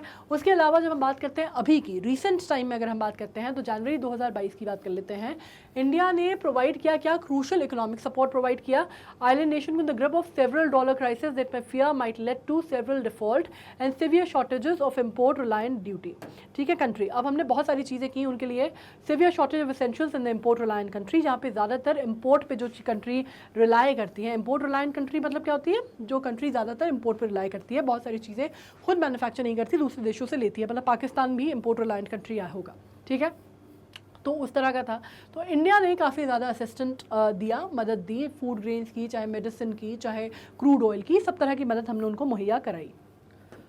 अब the relief extended by India from the beginning of 2022 वो कितनी है, अगर हम डॉलर में उसको काउंट करते हैं USD में, तो वो 1.4 बिलियन की है, ठीक है। और USD 400 currency swap and USD 500 loan deferment and the USD 500 line of credit for fuel imports, ये आपको समझना ज़रूरी है, ठीक है। फ्यूल इम्पोर्ट्स बहुत क्रूशल हैं, ये आपको समझना ज़रूरी है। जब मैं बात कर रही हूँ क्रूड ऑयल की या फ्यूल इम्पोर्ट्स की, तो ये बहुत इंपॉर्टेंट है कि हमने उसको जो फ्यूल इम्पोर्ट में हमने उनको जो फ्यूल दिया है वो बहुत इंपॉर्टेंट हो जाता है, क्योंकि उससे उनकी बहुत सारी इकोनॉमी जो है वो एक्सीलरेट हो रही है, ठीक है।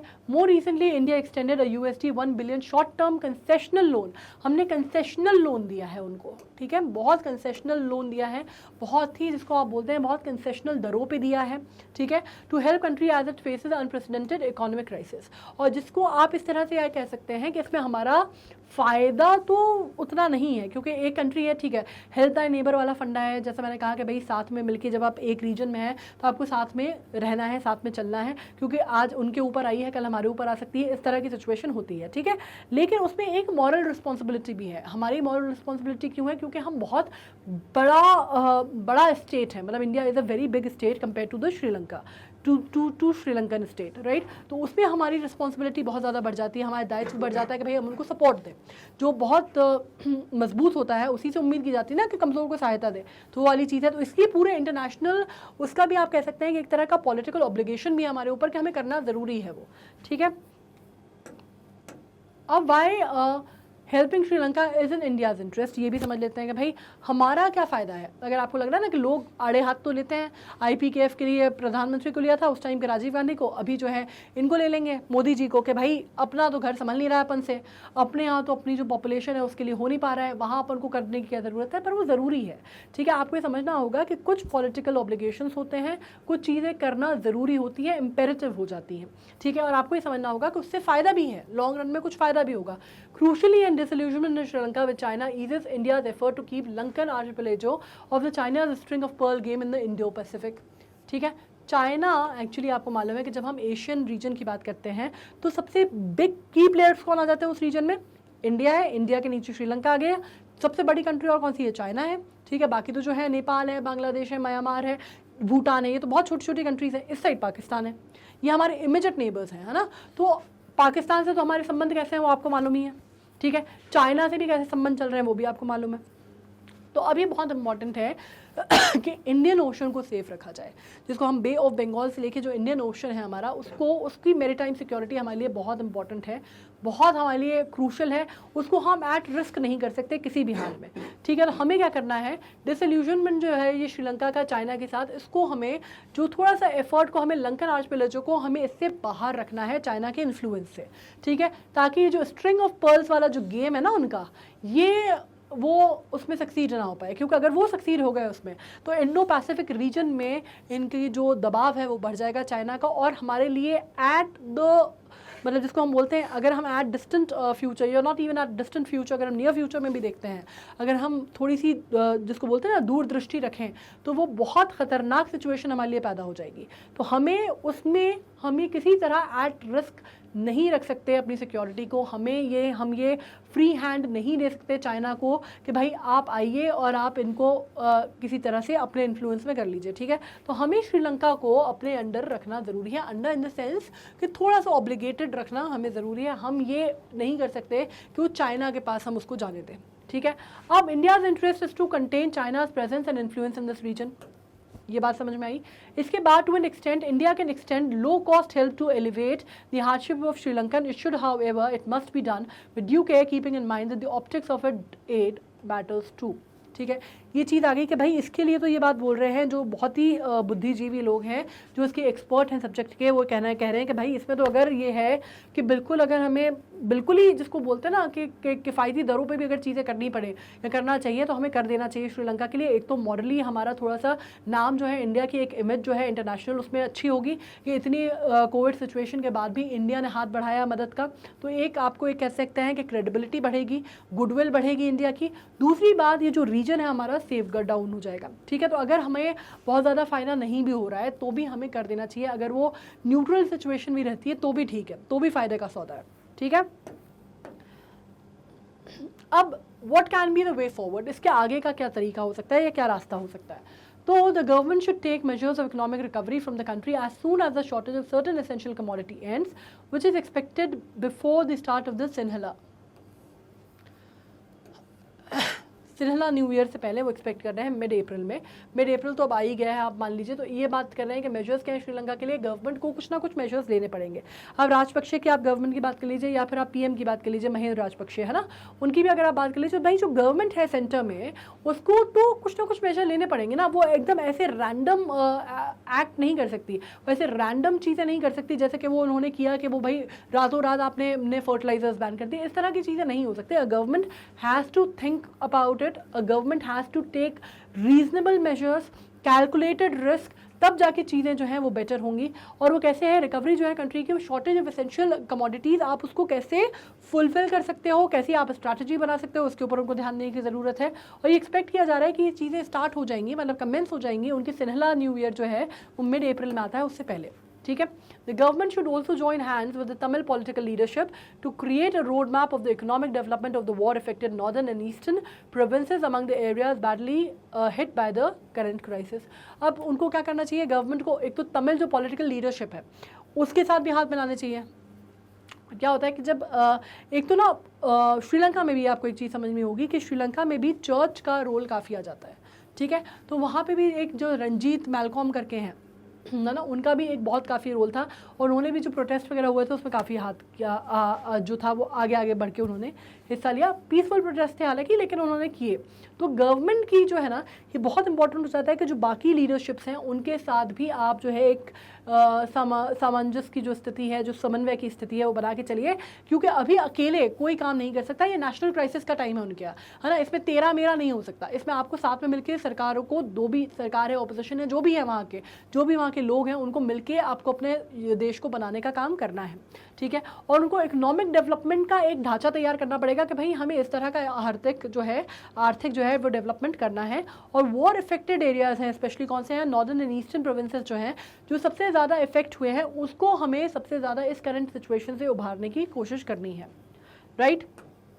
Now it would be best to raise domestic tax It would be best to raise domestic tax revenue and shrink government expenditure to limit borrowing, particularly sovereign borrowing from external sources.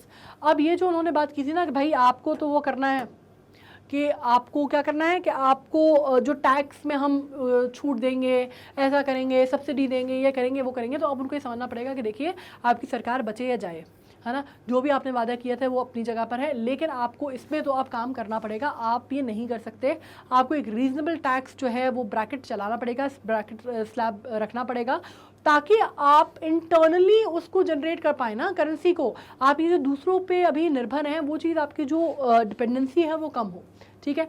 अब India के assistance की बात कर लेते हैं हम, अपना क्या रोल है। It would be completely unwise for India to let Chinese take over expanding chunks of Sri Lankan territory. ये तो मैंने कहा ना, हमारा जो बेसिक इंटरेस्ट है, सबसे बड़ा इंटरेस्ट तो ये है, हम उनसे इस चीज़ की उम्मीद नहीं कर रहे कि आप हमको इम्पोर्ट एक्सपोर्ट, वो तो एक अलग बात हो गई, आप हमको जो पैसे दे रहे हैं नहीं दे रहे हैं, फॉरेन एक्सचेंज वगैरह, वो सब कुछ एक सेकेंडरी मामला हो गया। अभी हमारा जो सबसे बड़ा मेजर इंटरेस्ट हमारा है वो क्या है कि हमारी सिक्योरिटी जो है वो रिस्क पे नहीं आनी चाहिए, हमारी मेरीटाइम सिक्योरिटी जो है वो रिस्क पे नहीं आनी चाहिए, हमारे ऊपर किसी तरह का नेवल थ्रेट नहीं होना चाहिए, हमें किसी तरह से अपने जो कोस्टल एरियाज़ हैं उनको सेफगार्ड करना है, और उस रीजन में हमको अपनी इंडो पैसिफिक रीजन में हमको अपनी सुप्रीमेसी या अपनी एक तरह से आप कह सकते हैं कि वर्चस्व को बना के रखना है, ताकि चाइना अपना इन्फ्लुएंस ना डाले। ठीक है। India must offer Sri Lanka financial help policy advice and investment from Indian entrepreneurs. आ गया समझ में ना कि क्यों करने की ज़रूरत है। Fine. Indian businesses must build a supply chain that intertwine the Indian and Sri Lankan economies in goods and services ranging from export of tea to information technology services. अब देखिए ये क्या बात हो गई है कि हमें ये समझना होगा, या what we need to do is कि हमें जो हमारे यहाँ का जो बिज़नेस है, जो हमारे यहाँ का बिज़नेस स्ट्रक्चर है, इंफ्रास्ट्रक्चर है इंडिया में, आपको मालूम है कि अभी स्टार्टअप्स की बड़ी बहार आ रखी है हमारे यहाँ। ठीक है। तो हमें क्या करना है, अगर हम इन्हें सपोर्ट करना चाहते हैं तो आपको ये मालूम होना चाहिए that the best way to do it is through building up the economies together और building up the businesses together. ठीक है। तो ये दोनों जो जगहें हैं, ये दोनों जो स्टेट्स हैं, इंडिया और श्रीलंका, इसमें हम एक चीज़ कर सकते हैं कि इनको कोलैबोरेट कर सकते हैं, साथ में ला सकते हैं। यहाँ के जो बिजनेस हाउसेस हैं उनको साथ में ला सकते हैं, जो एंटरप्रेन्योर्स हैं उनको साथ में ला सकते हैं, जो वेंचर्स हैं, बिजनेस वेंचर्स, उनको साथ मिला सकते हैं, इररिस्पेक्टिव ऑफ द फैक्ट कि वो कितना बड़ा है या कितना छोटा है। मतलब वो बहुत माइनर कोई बिजनेस हो सकता है, कॉटेज इंडस्ट्री हो सकती है, या कोई बहुत बड़ा एस्टैब्लिशमेंट हो सकता है। द थिंग इज़ कि गुड्स एंड सर्विसेज के सेक्टर में हम जो है एक साथ आ सकते हैं, एक साथ आगे बढ़ सकते हैं, और this is a better way कि हम इकोनॉमी को उनकी भी सपोर्ट कर पाएंगे और साथ ही साथ हम अपनी इकोनॉमी को भी सपोर्ट कर पाएंगे, है ना। अब हम ये तो नहीं कर सकते कि भलमन साहब में चलिए हम उनकी इकोनॉमी की मदद कर रहे हैं लेकिन हम अपना बट्टा बिठा दें, ये तो हम नहीं कर सकते, right. So what we need to do is कि हम वी कैन प्रॉस्पर टुगेदर, हम साथ में आ सकते हैं, हम एक साथ प्रॉस्पर कर सकते हैं, हम एक साथ प्रोपेल कर सकते हैं अपन दोनों की इकोनॉमी को। और उसका सबसे अच्छा और सबसे सही तरीका जो है वो क्या है कि आप एक साथ मिलकर धंधा कीजिए, बिजनेस कीजिए और इनकम जनरेट कीजिए, रेवेन्यू जनरेट कीजिए। अब इसमें बिजनेस कोई भी हो सकता है। अब जैसे आपको मालूम है कि चाहे वो बहुत बड़ा IT सेक्टर हो, चाहे वो कॉटेज इंडस्ट्रीज़ हो, चाहे वो डोमेस्टिक मार्केट हो, चाहे वो इंटरनेशनल मार्केट हो, आपको हर तरफ में आप किस तरह का बिजनेस ला सकते हैं, किस तरह से आप उसको कैप्चर कर सकते हैं, ये आउटलुक के साथ आपको चलना पड़ेगा। चाहे आप इसमें एक टी एक्सपोर्ट की बात कर लेते हैं, टी जैसे एक ऐसी चीज़ है जो आपको मालूम है कि इंडिया की भी बहुत फेमस है, बहुत बड़ा मार्केट इंडिया में, तो अपने आप में डोमेस्टिक मार्केट बहुत बड़ा है, फेमस भी बहुत है, उतनी ही फेमस श्रीलंका की भी है। वैसे ही कॉफ़ी है ना, ग्राउंड कॉफ़ी श्रीलंका की बहुत फेमस है, सिनेमन बहुत फेमस है, पूरी दुनिया में एक्सपोर्ट होता है। मतलब आपको मालूम है वो जो सिनेमन के नाम पे अपने यहाँ अगर आप जाते हैं और आप बड़े बड़े वेंडर्स के यहाँ जाते हैं, या छोटे मोटे जो परचून की दुकानें हैं उनके यहाँ भी जाते हैं, या बड़े बड़े जो जैसे ये बिग बास्केट हो गया या यू नो ग्रोफर्स हो गया, या किसी में भी आप जाते हैं, तो अगर आप सिनेमन लेते हैं तो आपको लगता है कि आप सिनेमन, अगर आप उस पर कभी इंग्लिश में पढ़िएगा कि दालचीनी लिखा होता है और उसके नीचे लिखा होता है कैसिया। ठीक है। तो हमारे यहाँ कैसिया बेचा जाता है, दालचीनी नहीं बेची जाती। दालचीनी को अंग्रेजी में सिनेमन कहते हैं। तो जो सिनेमन है ना, ओरिजिनल सिनेमन रोल्स होते हैं, वो रोल की तरह होता है, वो श्रीलंका में मिलता है। अगर ऑथेंटिक आप देख रहे हैं तो श्रीलंकन सिनेमन जो होती है वो बहुत महंगी और बहुत प्रेस्टीजियस होती है और सब जगह एक्सपोर्ट होती है। ठीक है। तो आपको वो समझना होगा कि बहुत बड़ा मार्केट है। तो we can capitalise on the power points, जो हमारे एक जो कहते हैं ना, जिसको एक एज पॉइंट्स हमारे, हम उस पर कैपिटलाइज कर सकते हैं और हम बहुत आगे लेके जा सकते हैं चीज़ों को। नाउ अगर हम ये बात करते हैं, इसके अलावा हम एक और बात समझ लेते हैं कि India rather than any other nation should help stir Sri Lanka towards realizing the potential to reap the rewards of the stable friendly neighborhood। अब इसमें क्या हो गया है, इसमें हम एक तो नज़रिया ये हो सकता है चीज़ों को देखने का, समझने का, कि हमें लगे यार पूरी दुनिया तो बैठी है, मतलब हम तो खुद ही कोविड से उभर रहे हैं, हमारी तो खुद ही सिचुएशन इतनी ख़राब है, हमारे यहाँ की तो खुद पॉपुलेशन इतनी ज़्यादा है, हम तो खुद ही अपनी पॉपुलेशन की नीड को, रिक्वायरमेंट को मीट नहीं कर पा रहे, तो हमें क्या पड़ी है, मतलब हमें क्या, मतलब एक वो वाली चीज़ होती है ना कि हम पहले अपना घर तो देख लें तब हम देखेंगे दूसरे का। लेकिन ये हम अभी नहीं सोच सकते। आपको ये समझना होगा कि अगर दिमाग में ख्याल आता है ना कि भाई अपना घर तो संभाल लो पहले, फिर जाना मदद करने। वो IPKF भेज दी आपने, और आपने अभी वो राशन भेज रहे हो आप, और क्रूड ऑयल भेज रहे हो आप, तो आपके पास इतना कितना है, मतलब मतलब पाकिस्तान भी तो कर सकता है, या चाइना भी तो कर सकता है, या रशिया यूक्रेन भी तो कर सकता है, वो तो अपने झगड़ों से निपट ले बहुत है, या मिडिल ईस्ट कर सकता है, दुबई के पास कितना है वो कर सकता है, या आप यूएस कर सकता है, या जापान क्यों नहीं करता, या ऑस्ट्रेलिया क्यों नहीं करता। इस तरह की बातें जो हैं वो अपनी जगह हैं, ठीक है, कि वो एक अगर इंटरनेशनल क्राइसिस होती है तो एक कोई भी स्टेट जो है वो किसी भी कंट्री से मदद मांग सकता है, गुहार लगा सकता है, वो कंट्री जो है वो आगे आके उसकी मदद करे नहीं करे वो एक अलग चीज़ है, इंटरनेशनल बॉडीज़ के पास जा सकता है। हमारे ही मदद करना बहुत ज़रूरी इसलिए है, अगर कहीं भी ये आता है ना कि लोगों को आजकल मैंने बहुत जल्दी देखा है कि people are very get very bogged up by things, get bogged down by things and get very worked up by certain things जो कि चलती हैं, कि ज़रूरत क्या पड़ गई है, क्या ज़रूरत थी राजीव गांधी को IPKF भेजने की, या क्या ज़रूरत है मोदी जी को ऐसा करने की। ज़रूरत ये है कि पॉलिटिकल रीजंस होते हैं उसके, ठीक है, आपके पॉलिटिकल रीजंस हैं, आपके सिक्योरिटी के रीजंस हैं। हम क्योंकि जिस जगह पे बैठे हैं, हम जिस जगह पे आते हैं, हमारे इमीडिएट नेबर जो है वो श्रीलंका है, अगर हम उसकी मदद नहीं करेंगे तो हमारी जो सिक्योरिटी है वो एट थ्रेट आएगी।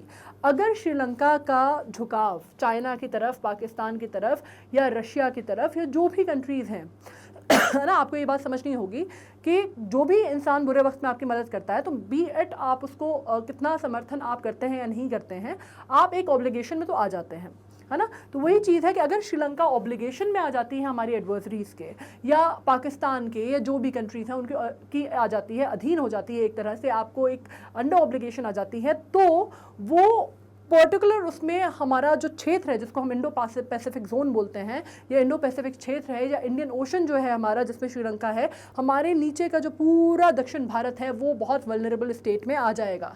बहुत सारे इश्यूज वहाँ पे क्रिएट होने लगेंगे, बहुत ज़्यादा दिक्कतें आने लगेंगी, सॉवरेनिटी पे सवाल खड़ा हो सकता है, मैरीटाइम सिक्योरिटी पे बहुत बड़ा थ्रेट आ सकता है। तो इट इज़ वेरी इंपॉर्टेंट कि जो भी मदद श्रीलंका को चाहिए हम आगे बढ़ के उनको दें, ताकि वो हमारे दुश्मनों की तरफ ना झुके, या हमारे दुश्मन अगर उस चीज़ का, उनके ख़राब समय का या उनके क्राइसिस का फ़ायदा उठा के इंडिया को टारगेट ना कर सके। ठीक है, ये बिल्कुल क्लियर हुआ। तो अगर कोई इंटरनेशनल पॉलिटिक्स में आपसे ये बात करेगा ना, डिस्कशन करेगा, तो बिल्कुल आपको उसको ये समझा देना है कि क्यों ज़रूरत है इंडिया की, या क्यों ज़रूरत होती है। क्या जो कोई बोले ना कि भाई क्या ज़रूरत थी पढ़ने की, तो बताइएगा कि ये ज़रूरत है पढ़ने की। ठीक है, अब दूसरी बात हम कर लेते हैं, प्रिवेंटिंग ऑल इलीगल रिफ्यूज। अब the state of Tamil Nadu has already started feeling the impact of the crisis with a reported arrival of 16 people from Sri Lanka through illegal means. अब ये सेम चीज़ मैं आपको बता दूँ, ये सेम चीज़ जो है ना, ये इलीगल इमिग्रेंट्स की, या इलीगल रिफ्यूज की, या इलीगल जो लोग आ जाते हैं उनकी, क्या होता है कि जब एक जगह पे अनरेस्ट की सिचुएशन है, जाहिर सी बात है कि हमारे घर में अगर हम एक कॉलोनी में रह रहे हैं, वहाँ पे अनरेस्ट की सिचुएशन है, पथराव हो रहा है, गोलीबारी हो रही है, कुछ भी हो रही है, तो आपकी क्या पहली प्रतिक्रिया क्या होगी? आप उसको छोड़ के भाग जाएंगे, या आप उसको छोड़ के चले जाएंगे। छोड़ के आप कहाँ जाएंगे? आप जाएंगे पड़ोस के मोहल्ले में, है ना। एक सिंपल सी चीज़ समझो। तो अगर किसी कंट्री में ऐसी सिचुएशन बन गई है कि वहाँ पे अनरेस्ट है, खाना नहीं मिल रहा, सिक्योरिटी नहीं है, लोग सड़कों पे आए हुए हैं, आंदोलन चल रहे हैं, रिवोल्ट चल रहा है, उसमें से मिलिट्री भी इन्वॉल्व होगी, फोर्स भी आ जाएगा, बहुत सारी चीज़ें होंगी, तो क्या होगा? पहली प्रतिक्रिया क्या होती है लोगों की कि वो फ्लड कर जाते हैं। ठीक है, यही चीज़ बांग्लादेश में हुई थी। जब बांग्लादेश हुआ, जब वो ईस्ट पाकिस्तान था, 70s की बात हो रही है कि मुजब्बर रहमान और वो जब जो कॉन्फ्लिक्ट चल रहा था ईस्ट और वेस्ट पाकिस्तान का, जब हमारे यहाँ वो लोंगेवाला की पोस्ट, लोंगेवाला पे क्या वॉर हुआ था 1971 का, इंडो पाक, तो आपको ये समझना होगा कि उस टाइम पे भी हमें कोई शौक नहीं आ गया था उनके इंटरनल मामलों में पढ़ने का। The thing was that we were under a very tight situation, हम बहुत टाइट सिचुएशन में थे, क्योंकि बंगाली जो लोग थे उनके ऊपर, क्योंकि वहाँ पे एट्रोसिटीज़ हो रही थी ईस्ट बंगाल में, तो वो क्या कर रहे थे? वो भाग के आ जा रहे थे इंडिया में, अलग अलग राज्यों में आ जा रहे थे, आसाम में आ जा रहे थे, बंगाल में आ जा रहे थे, बहुत सारे जो हमारे जो स्टेट्स हैं, जो कि हमारे मतलब जो बाउंड्री शेयर करते हैं, इंटरनेशनल बाउंड्रीज, उसमें अंदर आ रहे थे। तो क्या हो रहा था? प्रोलिफरेशन हो रहा था। हमारी अपनी जो रिफ्यूजी की प्रॉब्लम थी वो इतनी ज़्यादा चरम पे पहुंच गई थी कि हमारी इकॉनमी उससे डगमगाने लगती। हमारे पास अपनी पॉपुलेशन को पालने के लिए अगर रिसोर्सेज है वो कम पड़ जा रहे हैं, हम रिफ्यूजीज़ को कैसे पालेंगे? तभी अभी आपने वो पूरा डिबेट सुना होगा ना, NRC और वो रिफ्यूजीज़ और ये सब। जी, तो ये वाली चक्कर है। वही सेम चीज़ यहाँ पे भी हो जाती है कि अगर आप बात करते हैं लिट्टे के टाइम की, जब 1980s की आप बात करते हैं, तो क्या हो रहा था कि जो दक्षिण भारत के स्टेट्स थे, जैसे मैंने पहले भी बताया था आपको उसमें प्रोलिफरेशन इतना ज़्यादा हो रहा था क्योंकि वो तमिल एलम जब मांग कर रहे थे तमिल एलम बनाने की, तो उस टाइम पे कॉन्फ्लिक्ट जो था सिन्हलीज और तमिल्स और उन सब के बीच का इतना ज़्यादा बढ़ गया था कि लोग भाग भाग के बॉर्डर्स के इंटरनेशनल बॉर्डर्स क्रॉस करके इंडिया में आ रहे थे और उनको किसी भी तरह से नहीं रोका जा सकता था क्योंकि उनका पहनावा, बोलना, चालना, खाना पीना सब कुछ ऑलमोस्ट इंडियन जैसा था, तो आप पिन पॉइंट करके इनको निकाल नहीं सकते थे। Of course there was a little difference, थोड़ा जो इंडियन तमिल में और वहाँ की तमिल में, श्रीलंकन तमिल में फ़र्क है, लेकिन वो बहुत ही जो बोलते हैं ना आप बिल्कुल लोकलाइट, जो बिल्कुल प्रो है वो आदमी पकड़ सकता है, ठीक है। तो इस तरह की प्रॉब्लम थी, इनको पकड़ना, इनको रोकना, इनकी रोकथाम करना बहुत बहुत मुश्किल काम था और बहुत क्रूशल काम था। तो हमें ये देखना है कि भाई ये चीज़ें कम से कम इनको बढ़ावा ना मिले। अगर हमने वहाँ पे अभी जो जिसको बोलते हैं कि स्थिति बहाल नहीं की, श्रीलंका में अगर हमने उनको हेल्प नहीं की कि वो अपनी स्थिति को बहाल कर सकें और चीज़ों को नॉर्मलाइज कर सके, तो वहाँ की जो पॉपुलेशन है अनरेस्ट फैलेगा, तो वो इंडिया में प्रोलिफरेट होना चालू होगी और फिर वो हमारी इकोनॉमी के लिए बहुत ज़्यादा दिक्कत पैदा कर देगी। जैसे सबसे बड़ी बात आप कह सकते हैं कि तमिलनाडु में आप ऑलरेडी देख सकते हैं कि क्राइसिस का इम्पैक्ट, कि 16 लोगों को अभी उन्होंने देखा है जो इलीगली बॉर्डर क्रॉस करके इंडिया में आ गए हैं, तमिलनाडु स्टेट में पकड़ाए हैं, ठीक है। तो यू गॉट दैट पॉइंट, ये क्लियर हुआ आपको। अब Tamil Nadu was home to nearly 3 lakh refugees after the anti-Tamil program of 1983। Programme और प्रोग्राम में फ़र्क होता है, ठीक है, इसमें कंफ्यूजन नहीं होना है। 3 lakh refugees after anti-Tamil program in 1983। ये क्या था, ये बात हो रही थी, जब आप प्रोग्राम किसको बोलते हैं, जब आप कोई एक तरह का मूवमेंट होता है या स्पेशली थोड़ा सा वायलेंट मूवमेंट होता है किसी एक पर्टिकुलर सेक्ट या एक पर्टिकुलर रीजन के पीछे या किसी एक पर्टिकुलर चीज़ के पीछे, उसको हम बोलते हैं ना, मतलब it's a violent kind of a movement against one particular sect.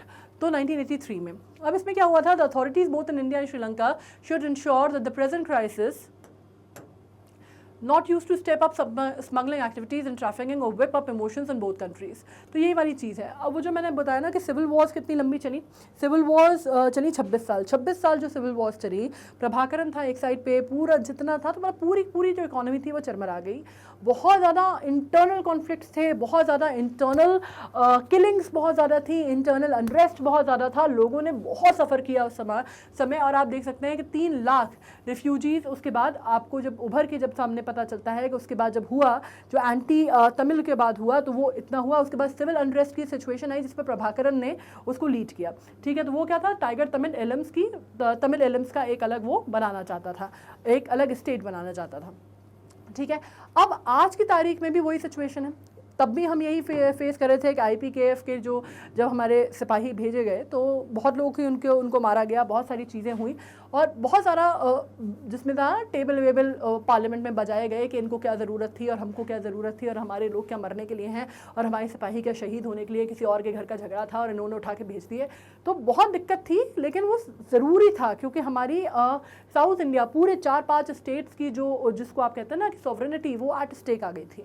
अब वैसे ही कुछ कंडीशन अभी फिर से बनने की आ गई है। तो अब ये बात है कि दोनों की कंट्रीज़ को, चाहे वो इंडिया हो चाहे श्रीलंका हो, उनको ये बात समझना बहुत ज़रूरी है कि जो आज के दिन के जो हालात हैं, प्रेजेंट डे जो क्राइसिस है, सिचुएशन है, उसमें आपको किस तरह से अपने बॉर्डर्स को सिक्योर करना है, ठीक है। आपको किस तरह से वो इंटरनल मैटर्स को हैंडल करना है, आपको किस तरह से लोगों में एक तरह से आक्रोश की स्थिति पैदा नहीं होने देनी है, क्योंकि जहाँ लोगों में, जिसमें जन सैलाब उमड़ता है, आक्रोश की स्थिति पैदा होती है, जहाँ पे वो साइकी में आ जाता है कि हमको रिवोल्ट करना है सिस्टम के अगेंस्ट, जब वो चीज़ आ जाती है ना कि हमको सिस्टम के अगेंस्ट आवाज़ उठानी है, तो फिर आदमी कायदे कानून नहीं देखता। उस टाइम पे इंसान सब कुछ भूल जाता है, सब कुछ ताक पे रख देता है, उसका सिविलाइज्ड बिहेवियर, उसकी सोच, इसका जिसको आप कहते हैं विवेक, सब कुछ ताक पे रख देता है और वो हर वो काम करता है जो उसको लगता है कि उसके लिए ठीक है या उसके लिए बेनिफिशियल है। But it is the time that you get the most self centred behaviour out of people, right. So that is the time जब आपको ये समझना होगा कि जिसको आप नेशनलिज्म की फीलिंग बोलते हैं या सोसाइटी के प्रति एक रिस्पॉन्सिबिलिटी की फीलिंग बोलते हैं, वो लोगों में ख़त्म होने लगती है। तो अभी आपका जो सबसे पहला आपका कर्तव्य है, जो सबसे पहला काम आपको करना है, वो ये कि आपको उसको रोकना है। ये जो क्रक्स की सिचुएशन है इसको आने से रोकना है, ये दोनों ही तरफ की गवर्नमेंट्स को समझना होगा, मतलब ताकि इसमें किसी भी तरह की असंवैधानिक गतिविधियां ना हो, जिसमें बोलते ना कि किसी भी तरह की स्मगलिंग, ट्रैफिकिंग, चाहे वो ह्यूमन ट्रैफिकिंग हो, चाहे वो ड्रग्स की ट्रैफिकिंग हो, चाहे स्मगलिंग हो, चाहे कोई भी चीज़ हो, इस तरह की गतिविधियां ना हो। बॉर्डर्स को हमें अपनी सिक्योर रखने की ज़रूरत है, और इसके लिए बॉर्डर्स को सिक्योर रखने के लिए क्या करना पड़ेगा? बॉर्डर्स को सिक्योर रखने के लिए सबसे पहले ये अनरेस्ट की सिचुएशन को दबाना पड़ेगा। अब इसमें एक बात कर लेते हैं, crisis as an opportunity. Neither Sri Lanka nor India can afford to have strained ties.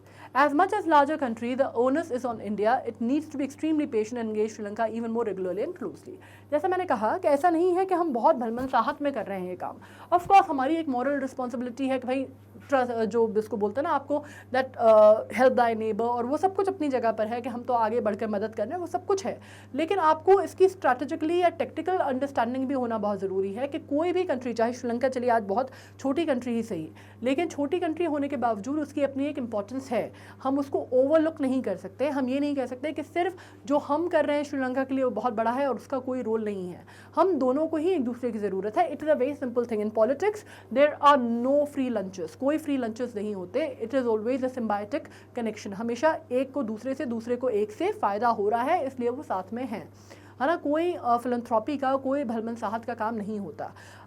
फ़ायदा किस तरह का है, किस रूप का है, वो डिपेंड करता है, वो अलग अलग हो सकता है। मतलब श्रीलंका को अभी हम एड पहुंचा रहे हैं क्योंकि हम बड़ी कंट्री हैं, तो हम इंटरनेशनल ग्लोब पे, जब हम इंटरनेशनल हम बात करेंगे तो भी हमारी एक रिस्पॉन्सिबिलिटी, एक छवि सुधरेगी, गुडविल का सवाल है हमारी। अगर हम ऐसे में श्रीलंका को छोड़ देते हैं तो लोग कल को मॉरल क्वेश्चंस उठाएंगे, ठीक है, ये बोलेंगे कि भाई इंडिया इतनी बड़ी कंट्री होके उसके नेबर की मदद नहीं कर पाई, है ना, तो आपकी मॉरली आपकी इमेज डाउन होगी।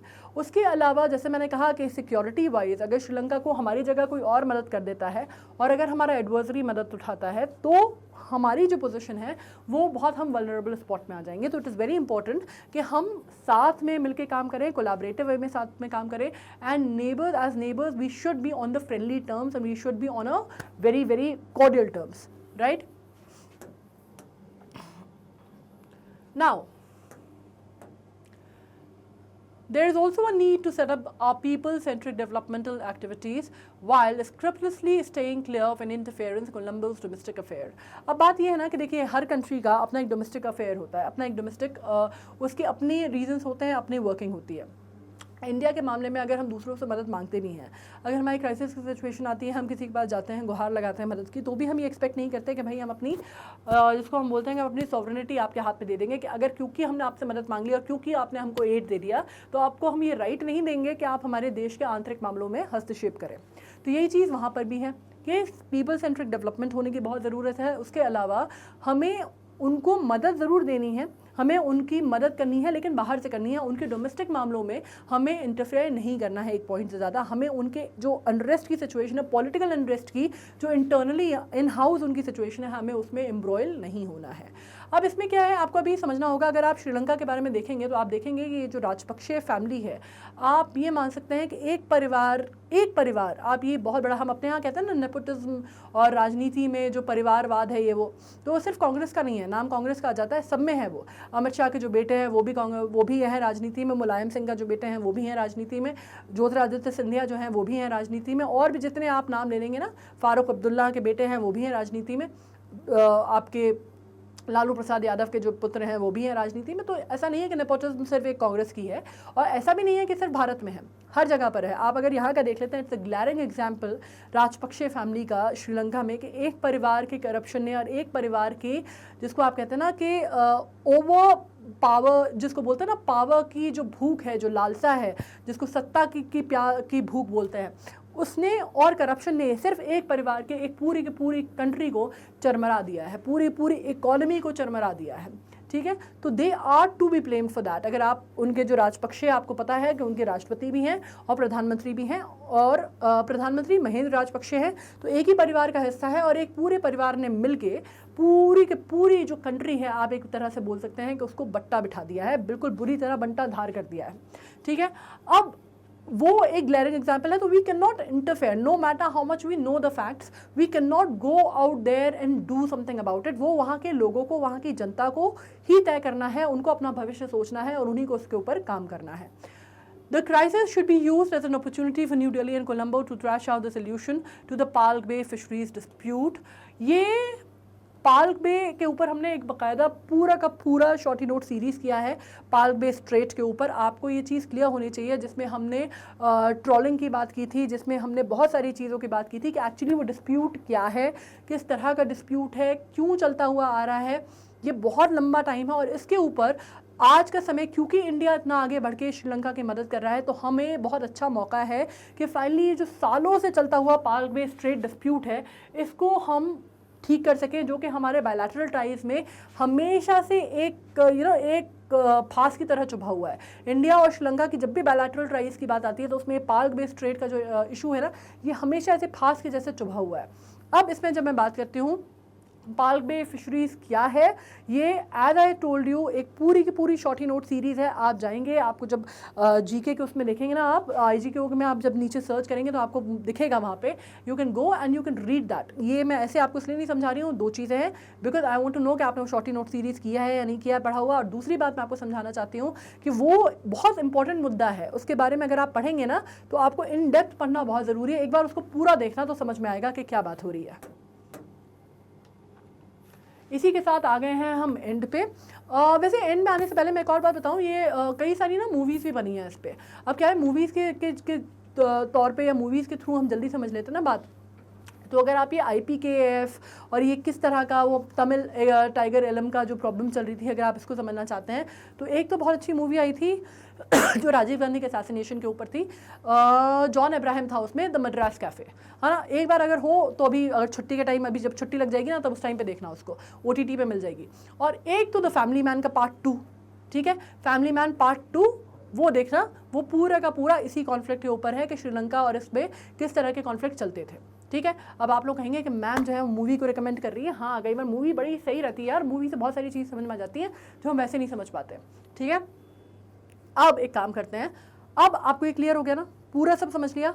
अब what we need to do is, आप जाएंगे अपन मैग्नेट ब्रेन्स की साइट पे, उस पर आपको सारे ऑप्शंस मालूम है ना, K-12 से लेके anti-SC ओलंपियाड हम सब कवर करते हैं। What will you have to do about it?